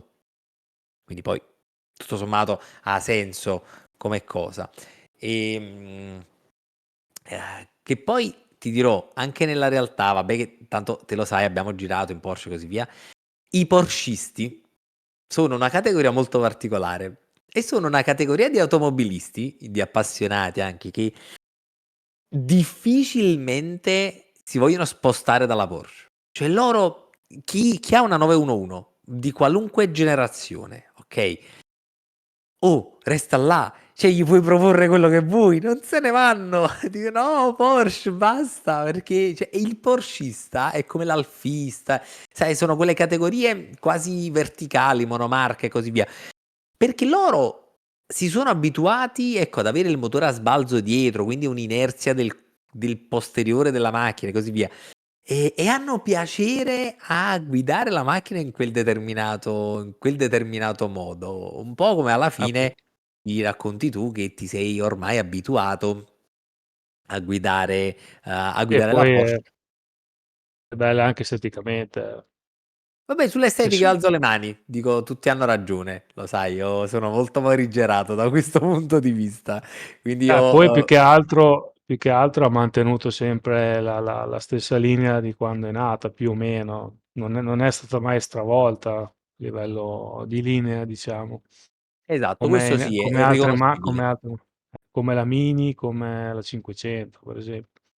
Altre chiaro. macchine, non mi viene in mente nessun'altra macchina che come adesso lo era anche 20 anni fa a livello estetico. No, diciamo che tendenzialmente no. Ci ha provato Mini, però diciamo, non è al netto, diciamo, della gamma SUV, crossover e così via, tipo Countryman, Clubman, cioè quelle, e la Aceman, le varie elaborazioni e così via. Però tendenzialmente in poche hanno mantenuto la fedeltà, che poi tra l'altro guarda, per alcuni il fatto che la 911 sia riconoscibile e abbia mantenuto questo filo diretto veramente con la sua progenitrice, per alcuni è un valore aggiunto, per altri invece è una nota di demerito perché dicono sì, vabbè, alla fine è sempre uguale, non è capace di rinnovarsi. In realtà poi se ci vai a pensare e confronti le varie generazioni, il rinnovamento è arrivato, però si riesce a mantenere quel tratto poi riconoscibilissimo e dici ok, so perfettamente che la 911, magari non so se diciamo la generazione 1, la generazione 2, la generazione 3 e così via, perché poi chiaramente anche in termini numerici si sono susseguite veramente tanto tra generazioni e restyling associati. C'è stata veramente una sorta di baraonda. Samuele, arriva una domanda da gambe. Allora, innanzitutto vedo Luca Di Costanzo che dice ciao, io vado, buon proseguimento. Ciao Luca, grazie per essere stato con noi questa sera e per aver partecipato. Spero che ti sia piaciuta la live e che potrai essere dei nostri anche nelle prossime. Ricordatevi che tanto noi siamo in live tutti i lunedì dalle 21 alle 23. Um, allora c'è CP Gambe che ti dice, ti chiede anzi, quanta differenza a livello di guida hai riscontrato tra casa tua e il centro di simulazione? Ehm, oh, bella domanda, nel senso che a casa mia io guido al 90% Porsche e al centro di simulazione sto guidando di tutto e di più per vari motivi, perché comunque sto cercando di perfezionare ancora di più il feeling con le varie vetture e varie piste, quindi mi sto immergendo un po' più, diciamo che quel centro è molto più vicino al reale, cioè ancora più Mm. vicino, e quindi sto usando un po', sto facendo un po' di rally, un po' Anche di varie rally? tipologie. Sì, esatto, per sensibilizzare molto il freno, la frizione. E sto facendo anche un piccolo percorso lì per migliorare un po', diciamo, il feeling Una, con la simulazione. una domanda E a volo, perdone se ti stupo. Il rally lo fate sì, su un qualche programma specifico o sempre tipo assetto corsa? sempre Mm, sotto corsa pro, ok. che è quello professionale, diciamo. Oh, che cosa Ehm, curiosa. E Questo non mi a lo sapevo. brevissimo proverò anche Porsche, quindi Cioè, diciamo che e poi è anche vero che io da casa, al di là che adesso sto usando anche Assetto Corsa, uso principalmente ACC con Porsche, quindi la modulazione della frenata è un po' più diversa da ACC ad AC, e dal mio simulatore a quello del centro di simulazione, quindi è ovvio che anche lì, cambiando molti simulatori, faccio un po' più di fa da un certo punto di vista miglioro, perché mi adatto a varie situazioni, ma da un altro punto di vista non riesco a ottimizzare uno rispetto a un altro.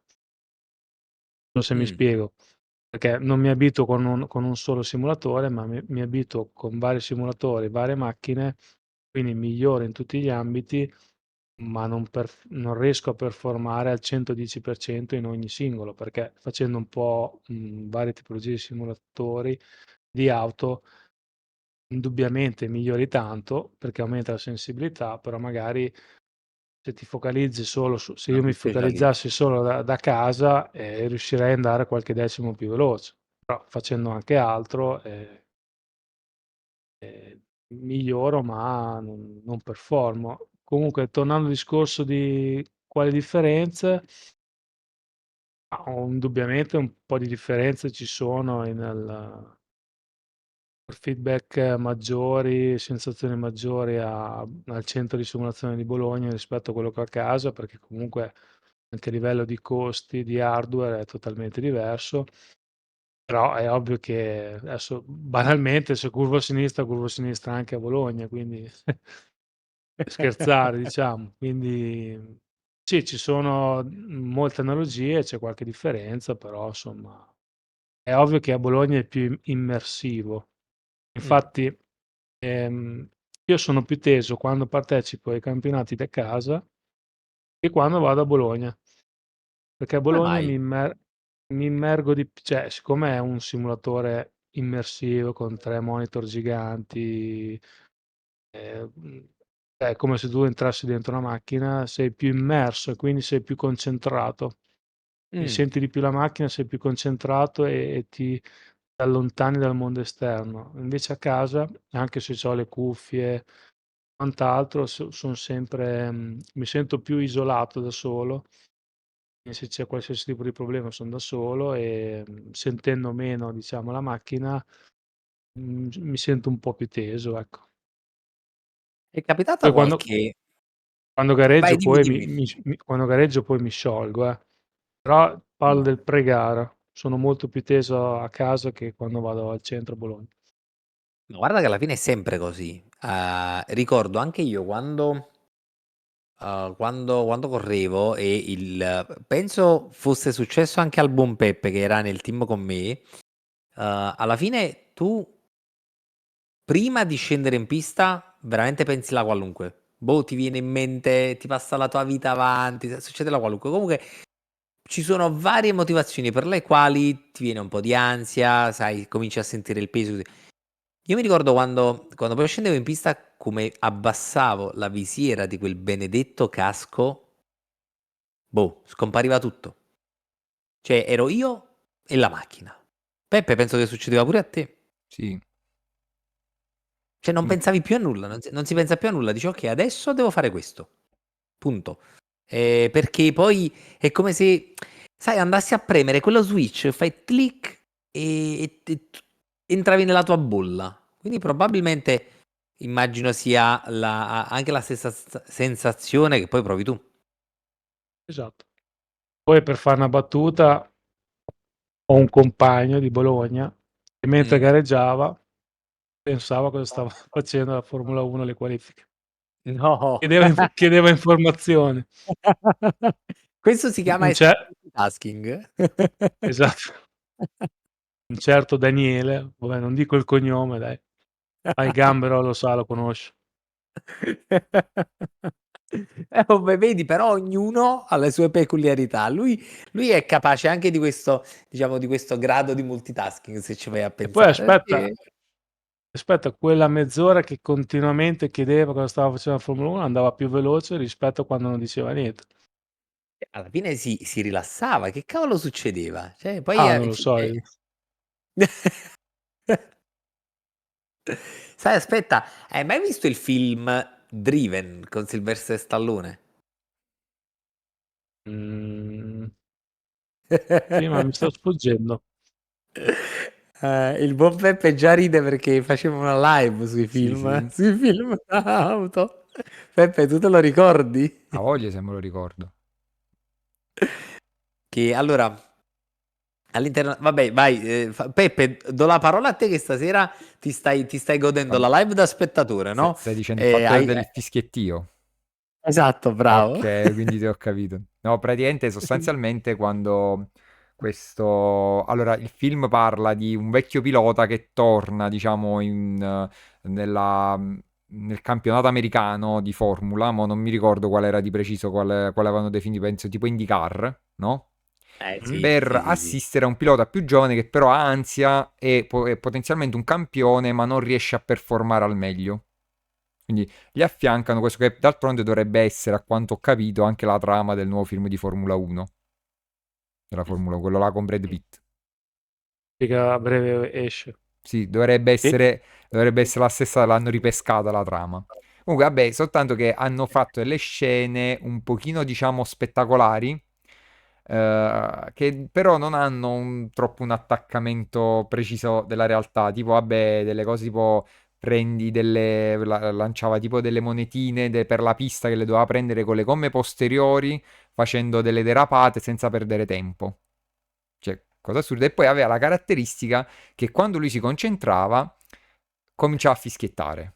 Cominciava a fischiettare delle canzoni. E quindi dicevano, ah, quando fa questo significa che lui si sta veramente concentrando. Sì, perché fa vedere che il muretto, i tecnici al muretto lo sentono via radio. E pensano sia un'interferenza. E invece poi sta diciamo, quello che lo conosce da tempo, che invece, sai, lo vedi compiaciuto perché dice, no, vuol dire che ci sta dando dentro. Beh, ma allora, dico io, ma se tu associ Sylvester Stallone e un film di auto, di formula addirittura, cioè, difficile che possa uscire qualcosa di serio. Cioè, Stallone è anche quello che ha fatto I Mercenari, cioè non solo lui, Vabbè, voglio dire, Stallone ha al fatto pure netto di Rocky Balboa, però, eh. sì, al netto di Rambo. Rocky, però Rambo, Rocky e così via, sì, però lì, ecco, non sono degli stand alone, ok? Cioè, Mhm, là c'è tutta una storia dietro, così via. Driven è stato, boh, non so, un film che infatti, vedi, non conoscono tutti. mhm. Ma Bisogna essere... però, allora, sul fatto del canticchiare, però, devo spezzare una lancia a favore di Sylvester Stallone, perché in alcuni casi ti permette di forse alleggerire, di calmare un po' la tensione, cioè il fatto di distrarti leggermente, no? Perché certe volte Mm, che succede, fai una gara lunga, fai mm. sempre le stesse cose, sempre le stesse cose. Certe volte quando ci pensi rischi di andare in overthinking, magari dire ok, questa cosa come la devo fare così. Invece certe volte le fai pure un po' in automatico e abbassare un pochino la tensione può aiutare. È come se andassi in trance praticamente. Esatto, è come se tu a un certo punto arrivassi a quella cosa di dire, magari non quando c'è un avversario vicino, ma quando a un certo punto c'hai pista libera, devi soltanto fare il tempo che magari se ti concentri troppo, ok, no, frena così, frena colà, è una cosa che faresti in automatico perché c'hai pista libera, l'hai fatto sempre, ti sei allenato e tutto. Certe volte pensarci troppo può essere controproducente. A me è capito sui kart una cosa Mm. simile. A un certo punto mi canticchiai una canzone che mi dava il ritmo tipo delle frenate delle cose. Ero da solo, primo da solo, kart rental, niente di trascendentale con amici. E a un certo punto mi sono messo a canticchiare una canzoncina che casualmente mi dava un pochino il tempo delle curve, delle frenate e tutto. Samuele, vedi che noi a Motorcast abbiamo il Sylvester Stallone di Cervinara? Ma è un complimento oppure no? Ma non lo so, dipende ai posteri l'ardua sentenza, su questa cosa. No, però ci può stare, guarda, in realtà hai fatto un discorso comprensibile e condivisibile. Ci sta che non avevo pensato al concetto di overthinking, sì, perché poi diventa una sorta di fissazione, no? Quando ti metti lì e devi saperti regolare, ecco, devi Mm. saperti dosare, quindi ci può stare come concetto. Tra l'altro, vedo Jul Beast che lo conosceva, forse non mi ricordo se perché ne avevamo già parlato oppure no. C'è, vabbè, Enrico Cerfere dice no comment, poi Jul Beast ci dice quello della monetina e poi quello che alza il tombino con la Formula 1 in città, però non so voi, ma quando io sono concentrato al 100% è come stare in una bolla in cui non penso a niente, è uno stato mentale particolare, succede anche a voi, sì. Allora, addirittura vi dirò una cosa, vi svelo tra l'altro anche una cosa. Ci sono delle situazioni nelle quali io quando mi concentro non penso a nulla, vado anche un po' distinto e successivamente, non so se capita anche a voi, mi ritrovo che se penso a determinati momenti, io ho dei ricordi fumosi, Mm. non ho dei ricordi nitidi, netti, perché probabilmente ero, ecco, nella mia bolla. Stavo, non so per quale motivo succede una cosa del genere. Non è semicoscienza, ok? È semplicemente che la mia testa in quel momento va in stand-by e dice al corpo, vai, fai quello che già sai fare. Allora, qualche volta ti capita quando fai strade che fai sempre, che a un certo punto pare che non ricordi come sei arrivato lì. Eh sì, a volte Guidi? succede, sì, sì. Quando sei ubriaco. No, quello mai, quello non si guida.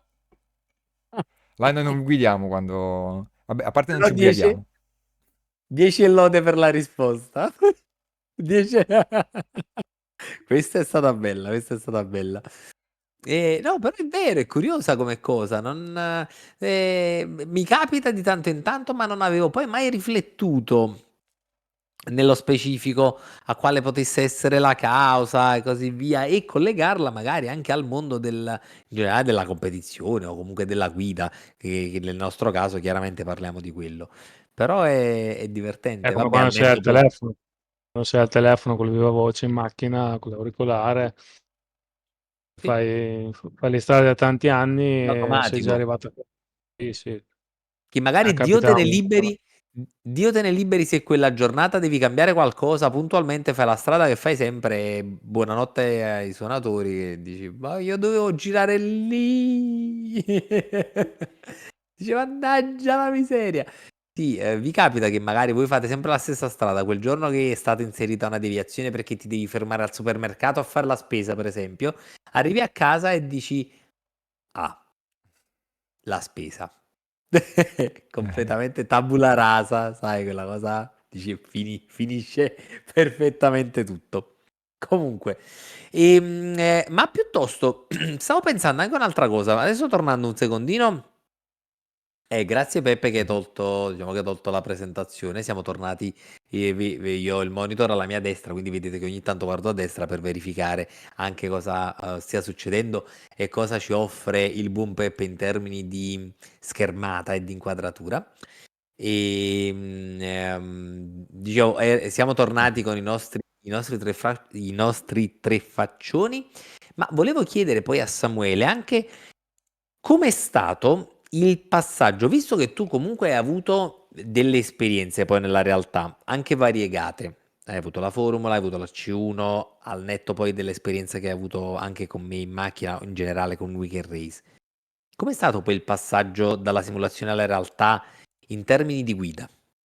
Cioè, quando poi sei sceso realmente in pista, hai messo le ruote tra i cordoli, come ti sei trovato in termini di confidenza con l'ambiente pista? Non dico con l'auto perché magari chiaramente l'auto era la prima volta che la guidavi, ne abbiamo parlato anche prima, diciamo c'era sia un po' di emozione, sia comunque diciamo quel tempo di conoscenza necessaria che si deve avere con l'auto. Ma in termini proprio di confidenza con l'ambiente pista, il sapere magari o l'avere già un'idea di cosa fare, in generale, com'è stato questo passaggio dal virtuale al reale?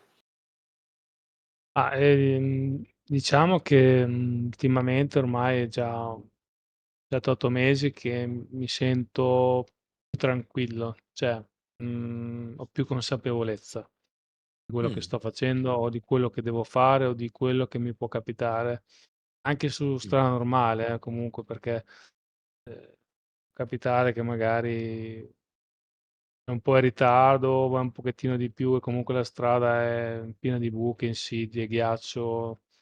Sì, può Insomma, succedere la qualunque. non dico che devo gareggiare in campagna, però comunque ho più consapevolezza a tutti i livelli di come si comporta una vettura, di com'è la frenata, di com'è la sensazione. E in pista sono più tranquillo, diciamo.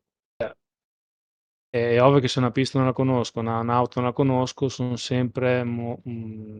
tutto in modo graduale. Mm. E rispetto ad altri, diciamo che sinceramente mi devo ancora mettere alla prova, nell'andare un po' più oltre, quindi avere un Nella po' più di realtà. tempo, in realtà, in pista, e Ok. quindi avere un po' più di tempo a disposizione per focalizzarmi di più su dei preconcetti o su degli ostacoli che si creano perché magari un po' perché sei preso dal fatto che non conosci bene la pista, un po' sei preso dal fatto che non vuoi fare danno alla macchina, non vuoi neanche farti male te, tutte dinamiche che se le fai in una gara di mezz'ora, un'ora, se fai solo una gara o se fai solo dei test di mezz'ora, non puoi imparare, cioè ne devi fare molti di più, devi essere seguito in un certo modo, quindi è anche un discorso psicologico che ti devono aiutare ad affrontare un determinato percorso. È vero che ne ho fatti, ho guidato Formula, ho guidato C1, insomma ne ho guidate diverse, però è sempre in un range di tempo molto ridotto, Mm. nell'arco di 20 minuti, mezz'ora. Sì, è vero, le gare di endurance ho guidato per un'ora e un quarto di fila, ma è stato solo quella volta lì. Comunque ero Mm. da solo, non avevo nessuno che mi spiegava esattamente quello che dovevo fare, dove dovevo migliorare. Quindi ho avuto tante piccole esperienze, però diciamo non ho ancora avuto la possibilità di dire, boh, adesso ci facciamo 1 o 2 giorni di test in un certo modo, un po' il discorso che facevamo l'altro giorno al telefono, di Mm. dire focalizziamoci 2 giornate, fare 1 ora e mezza o 2 ore fatte in un certo modo, focalizzandoci anche sulla tecnica, sugli errori, sugli onboard di quando uno guida. E allora lì riesci a capire esattamente dov'è il limite, dov'è che stai sbagliando e dov'è che hai paura. Però diciamo Soprattutto. che esatto, soprattutto perché al simulatore io non ho paura ad andare al limite, al massimo ho paura a prendere un track limits o fare dei danni, rovinare la mia gara, ma non ho paura di farmi male o di andare a sbattere. E Mm. invece nella vita reale devi stare attento. Però il simulatore mi ha molto aiutato ad avere consapevolezza dei miei mezzi anche quando vado su strada normale, che questo non vuol dire andare come un cretino, ma vuol dire eh, essere più tranquillo da fattori esterni, quindi sapere come comportarsi in caso di un ostacolo che si crea, perché comunque io viaggio veramente tanto in macchina per lavoro, quindi Anch'io. sono sempre in autostrada, sono sempre in strada, quindi da una parte e dall'altra, quindi le situazioni ho sempre 4 occhi, 8 occhi a 360 gradi, quindi diciamo che sim racing, comunque quello che sto facendo mi aiuta anche a essere più tranquillo, se no dovresti andare a 30 all'ora e comunque anche se vai a 30 all'ora c'è un Può succedere ostacolo la qualunque. quindi alla fine Due, due domande, c'ho magari prima della chiusura, due sfide che non abbiamo fatto, no? Che però potrebbero Oh, essere sono molto curioso. curioso.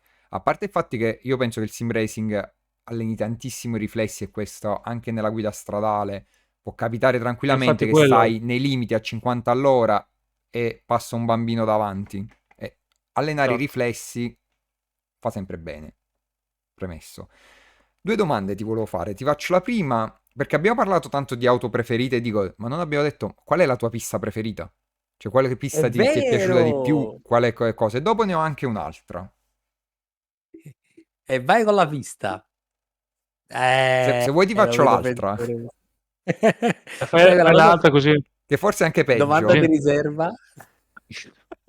No, perché tu, allora, noi ci abbiamo una nostra idea, ne abbiamo parlato, è capitato di parlarne, però noi siamo, diciamo, appassionati che parlano, diciamo, tra amici. Tu che stai un pochino più dentro nel mondo del sim racing, secondo te anche voci di corrido e cose, che strada sta prendendo il sim racing? Cioè, qual è il futuro del sim racing? Ci sarà, che ne so, una nuova tecnologia che farà... Adesso, per esempio, stiamo vedendo che sta uscendo Assetto Corsa Evo, che c'è tanto hype. Dove sta andando fondamentalmente il sim racing? Dove si vocifera che potrà andare il sim racing? Guarda che sto litigando qua con la telecamera che non riesco a stare dritto, ma fa lo stesso. Io prima che Ehm, rispondi, giusto, Mm. entro a gamba tesa perché saluto CP Gambe che ci dice ragazzi inizio ad andare a nanna, è stato un piacere poter assistere all'intervista di Samuele, passerò alla prossima live, quindi grazie per ciao essere Gambe, stato grazie. con noi, è stato un piacere averti, diciamo, nostro spettatore stasera, ci fa piacere che sei passato e ci farà piacere averti con noi alle prossime live, grazie mille e buonanotte. Giusto volevo Ciao salutare Gambo. perché aveva salutato. Allora, parto dalla pista. E quindi alla Ehm, fine è stata meglio la Vedi, è prima. tornato, esatto, è tornato alla prima domanda. allora, diciamo che mi sto sempre capendo sempre di più. E sì, ci sono delle piste dove magari ti piacciono di più rispetto a un'altra, ma alla fine quelle che ti piacciono sono quelle che ti studi bene, quelle che riesci a performare e riesci a divertirti. Quindi dirti una pista che mi piace più rispetto a un'altra, fammici pensare un attimo, dovrebbe essere Spa, Mm. Molto però comprensibile. non è quella dove performo meglio. Cioè, adesso ho fatto un garone a Cota, per dire, però è una pista molto larga, molto strana, oppure anche Watkins mi è piaciuta molto Mm. perché fai scorrere molto la macchina, c'è quelle curve molto lunghe, molto strette, Mm. fai molto di percorrenza, devi comunque stare attento a non sbattere. Mi è piaciuto anche Zolder, mi è piaciuto molto, però mi è piaciuto molto perché l'avevo imparata molto bene all'inizio, quando ho iniziato. Mm. Tra Quindi l'altro, piste non convenzionali, eh? magari mi è piaciuta perché sono andato forte, ma in realtà sono tutte belle quando le impari. Mm. Anche Mont Panorama, io non l'ho mai fatta praticamente, ed è una pista veramente molto cazzuta e non ti Panorama puoi sì. permettere Il neanche tratto a mezzo errore. scendere, il tratto a scendere, tutte curve, buonanotte. Esatto. Io non so come ho fatto, la Porsche Cup l'ho perso da lì dietro, sono andato a sbattere lì in mezzo e sembravo Aldo, Giovanni e Giacomo. Non so né scendere né salire, non posso né scendere né salire. Sono rimasto come un cretino lì, ero anche tra i primi e mi sono venuti tutti addosso. Un pullman Aspetta, è di auto. successo Peppe, in quale gara famosissima della GT si creò quel tappo che cominciano a sbattersi addosso tipo 20 macchine, una addosso all'altra? Una secca? Nei No. campionati GT ne sono successi vari, ogni tanto girano su cose, ma non mi ricordo C'è bene. stato, c'è stato però credo qualche pista negli Emirati che uno andò a sbattere, il primo andò a sbattere era una pista molto stretta, credo un circuito cittadino, che poi fece proprio da tappo e tutti quanti boom boom boom boom, successe Mm. un macello colossale. Boh, vabbè, la prossima volta Sì, comunque dai, diciamo Spa o Misano anche. ecco, Apro, Macao, bravo, vedi Jules Beast. Mm. apro e chiudo una parentesi, a Spa l'anno scorso ho fatto anche una 24 ore da casa con Mm. altri tre del mio team. 24 24 ore ore. è tosta, è tosta tosta. Vabbè, noi a Well, il campionato delle licenze di simulazione, a dicembre abbiamo l'ultima di campionato e a Le Mans, 24 ore di Le Mans. In E là quanti mi sa che piloti? dormi sempre 4, quindi Come ti dormirò a prepari? Bologna. Cioè, come vi preparate a una 24 ore? Sto sentendo qualcuno che sta Sta tirando qualche bestemmiando pistino. sta bestemmiando Esatto, in aramaico. ma c'è tempo, è dicembre ancora. Esatto. E come mi E questi preparo? Boh, sono gli adesso mi preparo altarini. la prossima è Spa, mi preparo a Spa, poi vediamo, c'è tempo. Curioso perché, E in quel caso, seppur sia simulazione, comunque richiede una preparazione, ecco, fisica notevole. Incredibile, cioè io ero tutto sudato, tutto teso, una fatica, cioè io avrò perso 1 litro di liquidi, mezzo litro, Mm. toh. Sì, Mezzo litro l'ho ma perso ci invece che in sta. Formula 1 ne perdono 3 o 4. Beh, lì si prosciugano. Esatto. E Tra invece l'altro, tornando alla seconda doma no, no, dimmi, dimmi. no, no, no, stavo leggendo in realtà il commento di Jubis che dice: A me viene in mente la Porsche Cup dove un'auto salì sopra un'altra e ci rimase, che c'è famosissima quell'immagine delle auto sopra. Io vidi Sì. addirittura un meme che sotto diceva: Ed è così che nascono le piccole Porsche, sai? Beh, un po' come Verstappen e Hamilton nel 2021 a Monza. Esatto, esatto, più o meno così. Però son quelle cose che poi sono così strane che restano nell'immaginario. Comunque vai con la seconda risposta. E vabbè, la prima diciamo Spa-Misano come piste. La seconda risposta, beh, sicuramente, allora, io vengo da un settore di lavoro che è la tecnologia, però a me piace un po' anche il retro.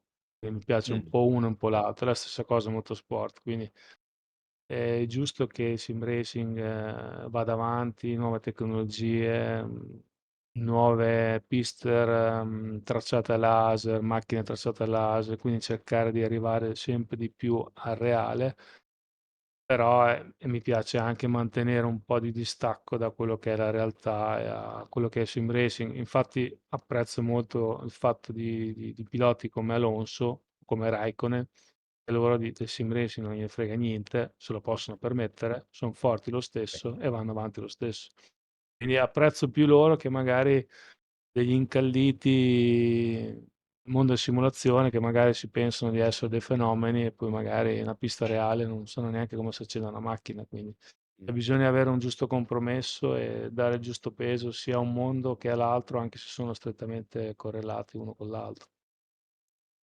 E allora, Sicu visto che manca qualche minuto, siamo, diciamo in dirittura d'arrivo per la fase di chiusura. Vorrei chiudere con una domanda, anzi, diciamo, sì, va, diciamo una domanda. Se ad oggi qualcuno che possa essere i nostri spettatori di stasera o quelli che vedranno magari la live in secondo momento o chiunque volesse cominciare nel mondo del sim racing, cosa gli consigli? Cosa diresti a una persona che sta per cominciare o che decide di cominciare nel mondo del sim racing? Se cosa scappa! Si deve fare innanzitutto un esame di coscienza per capire, cosa vuole ottenere. Cioè, se è un discorso di puro divertimento, si può benissimo comprare un PC basico, comunque un PC anche buono e prendersi una postazione medio-bassa e si può iscrivere qualche Discord, ci sono tanti team che cercano arruolano piloti, tanti o anche staff, cercano delle persone per aumentare il proprio staff. Quindi c'è un mondo molto, diciamo, evoluto e che sta crescendo sempre di più. Quindi se vuole divertirsi può chiedere consigli a chiunque, anche a me, insomma, su Instagram, qualsiasi tipo di consiglio lo posso dare, e quindi può iscriversi a qualsiasi campionato.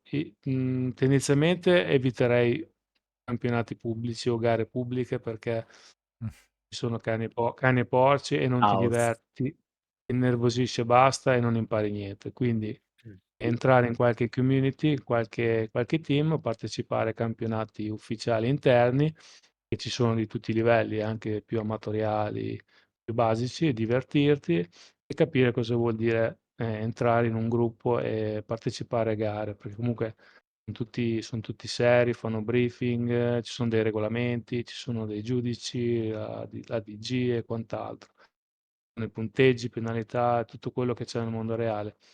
Se invece, vuole avvicinarsi a un mondo un po' più semiprofessionistico, come quello che sto facendo io, o addirittura a livello professionistico, allora a quel punto, consiglio di iscriversi o a qualche accademia o a andare in qualche centro di simulazione dove può essere seguito con un hardware decisamente più performanti e comunque può essere seguito dai vari titolari dei centri di simulazione, oppure se ha la fortuna di avere un po' di soldi e investire un po' del proprio denaro, farsi consigliare da qualche coach nelle piste reali e associarlo agli allenamenti specifici del simulatore. Quindi o un mondo più basico entrando in qualche community, oppure un livello più avanzato che sia seguito da professionisti che possono essere o dei coach o comunque dei centri di simulazione che ti aprono un mondo. Alla grande, questo mi piace aver lasciato, diciamo, un consiglio. Tra l'altro, mi fa anche molto piacere che ti sei offerto anche eventualmente per consigli. Come ti trovano i nostri spettatori sui social? Faccio il mio canale Twitch, oppure, vabbè, non so se lo posso mettere qua o lo mettete Sì. voi. Vabbè, Riesci- puoi linkarlo nel caso tranquillamente, cioè nella chat di Twitch. Qua ci Puoi... metto il mio di Instagram, che è questo, Esatto. Così e mettiamo poi c'ho il nick di Instagram e poi... E poi c'è Sirsi86X, mi sembra, quello di Nel Twitch. frattempo mi fa molto piacere che 10 minuti fa Guardia di Finanza ha cominciato a seguirci, quindi, quindi c'è questo nick Guardia di Finanza ha cominciato a seguirci, che potrebbe essere un po' inquietante come cosa, tutto sommato, adesso che ci Comunque penso. lo sto condividendo io i social di Samuele. Grazie Beppe che sei più... Direttamente col link. Io sono più per i fax ancora. Peppe è su questo Peppe è lanciatissimo, guarda, è veramente imbattibile. Sì, comunque diciamo che ci sono 3 livelli: base, intermedio e avanzato. Quello Mm, avanzato che si avvicina al professionismo devi essere portato, ce lo devi avere nel DNA e segue una strada. Se invece lo vuoi fare come amatore, ha un'altra strada che è semplicissima: vai su Discord, chiedi consigli e entri in qualche team, oppure quello che sto facendo io, ho iniziato con un'accademia, mi hanno spiegato tutto il percorso, tutto quello che devo fare, mi hanno migliorato come pilota e adesso da solo mi sto creando le mie situazioni, mm. iscrivendomi a un campionato semiprofessionistico al centro di simulazione, il WEL, fino ad arrivare, non so dove arriverò, però insomma l'importante è che mi diverto e che miglioro col tempo. Mm. Comunque quello che impari oggi te lo tieni per sempre, non è che se diventi un pilota oggi, fra 10 anni diventi una schiappa, rimani allo stesso livello, semplicemente magari se col tempo non ti alleni più, sei un po' più arrugginito, ma ti sei già creato come pilota. Quindi. Hai creato delle basi, sì, sì, quello d'altronde che dicevamo prima. Samuele, allora noi siamo sulla chiusura, sono le 23:03. Io ti volevo innanzitutto ringraziare assolutamente per essere stato con noi questa sera, è stato illuminante. Ti posso garantire che è stato illuminante e spero che possa tornare estremamente utile un po' ai nostri spettatori che abbiano trovato qualche risposta o che si siano posti qualche domanda, perché poi a volte anche porsi delle domande può tornare assolutamente utile anche per cominciare a strutturarsi una strada. Quindi grazie mille per essere stato con noi questa sera. Grazie a voi per avermi invitato e avermi reso partecipe a questo bel programma e spero che magari in futuro ci sarà l'occasione di rivederci per qualche altro tema magari. Assolutamente sì, molto molto volentieri, faremo un bel follow up assolutamente. E a questo punto, prima di salutare i nostri spettatori, io faccio a te in via ufficiale il nostro più grande in bocca al lupo per quello che sarà poi il tuo percorso futuro nel virtuale ed eventualmente nel reale, per passione oppure Grazie, per qualche cosa di più, assolutamente. Quindi il nostro grazie, ufficiale in bocca al lupo. grazie E ragazzi. E allora io comincio a salutare quindi tutti i nostri spettatori che stasera ci hanno seguito, hanno partecipato. Mi fa piacere che sono comunque arrivate delle domande e che ci sia stata comunque della curiosità. Mi fa sempre piacere questo spirito genuino col quale noi riusciamo a portare avanti questa trasmissione e voi ci permettete di farlo. Grazie, grazie mille perché è sempre bello l'appuntamento del lunedì sera, è sempre piacevole, divertente, atteso, sperato quasi. Ringrazio il buon Peppe che questa sera non sono stato, non l'ho fatto parlare troppo, stasera gli ho fatto No, battere la fiacca. no, oggi sono stato ascoltatore. Sì, sì, stasera sei stato semi-spettatore, Mm. dai. Vabbè, Dai, abbiamo che poi dato. facciamo una bella for fun insieme, dai.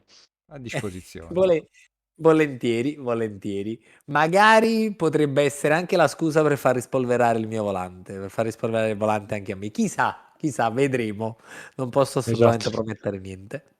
Allora, non mi resta che salutare a tutti. Buonanotte e ci vediamo alla prossima live. Grazie a Samuele, grazie a Peppe e grazie a tutti quanti voi che ci avete seguito questa sera. Ciao, buonanotte, alla prossima. Buonanotte. Ciao a tutti, notte.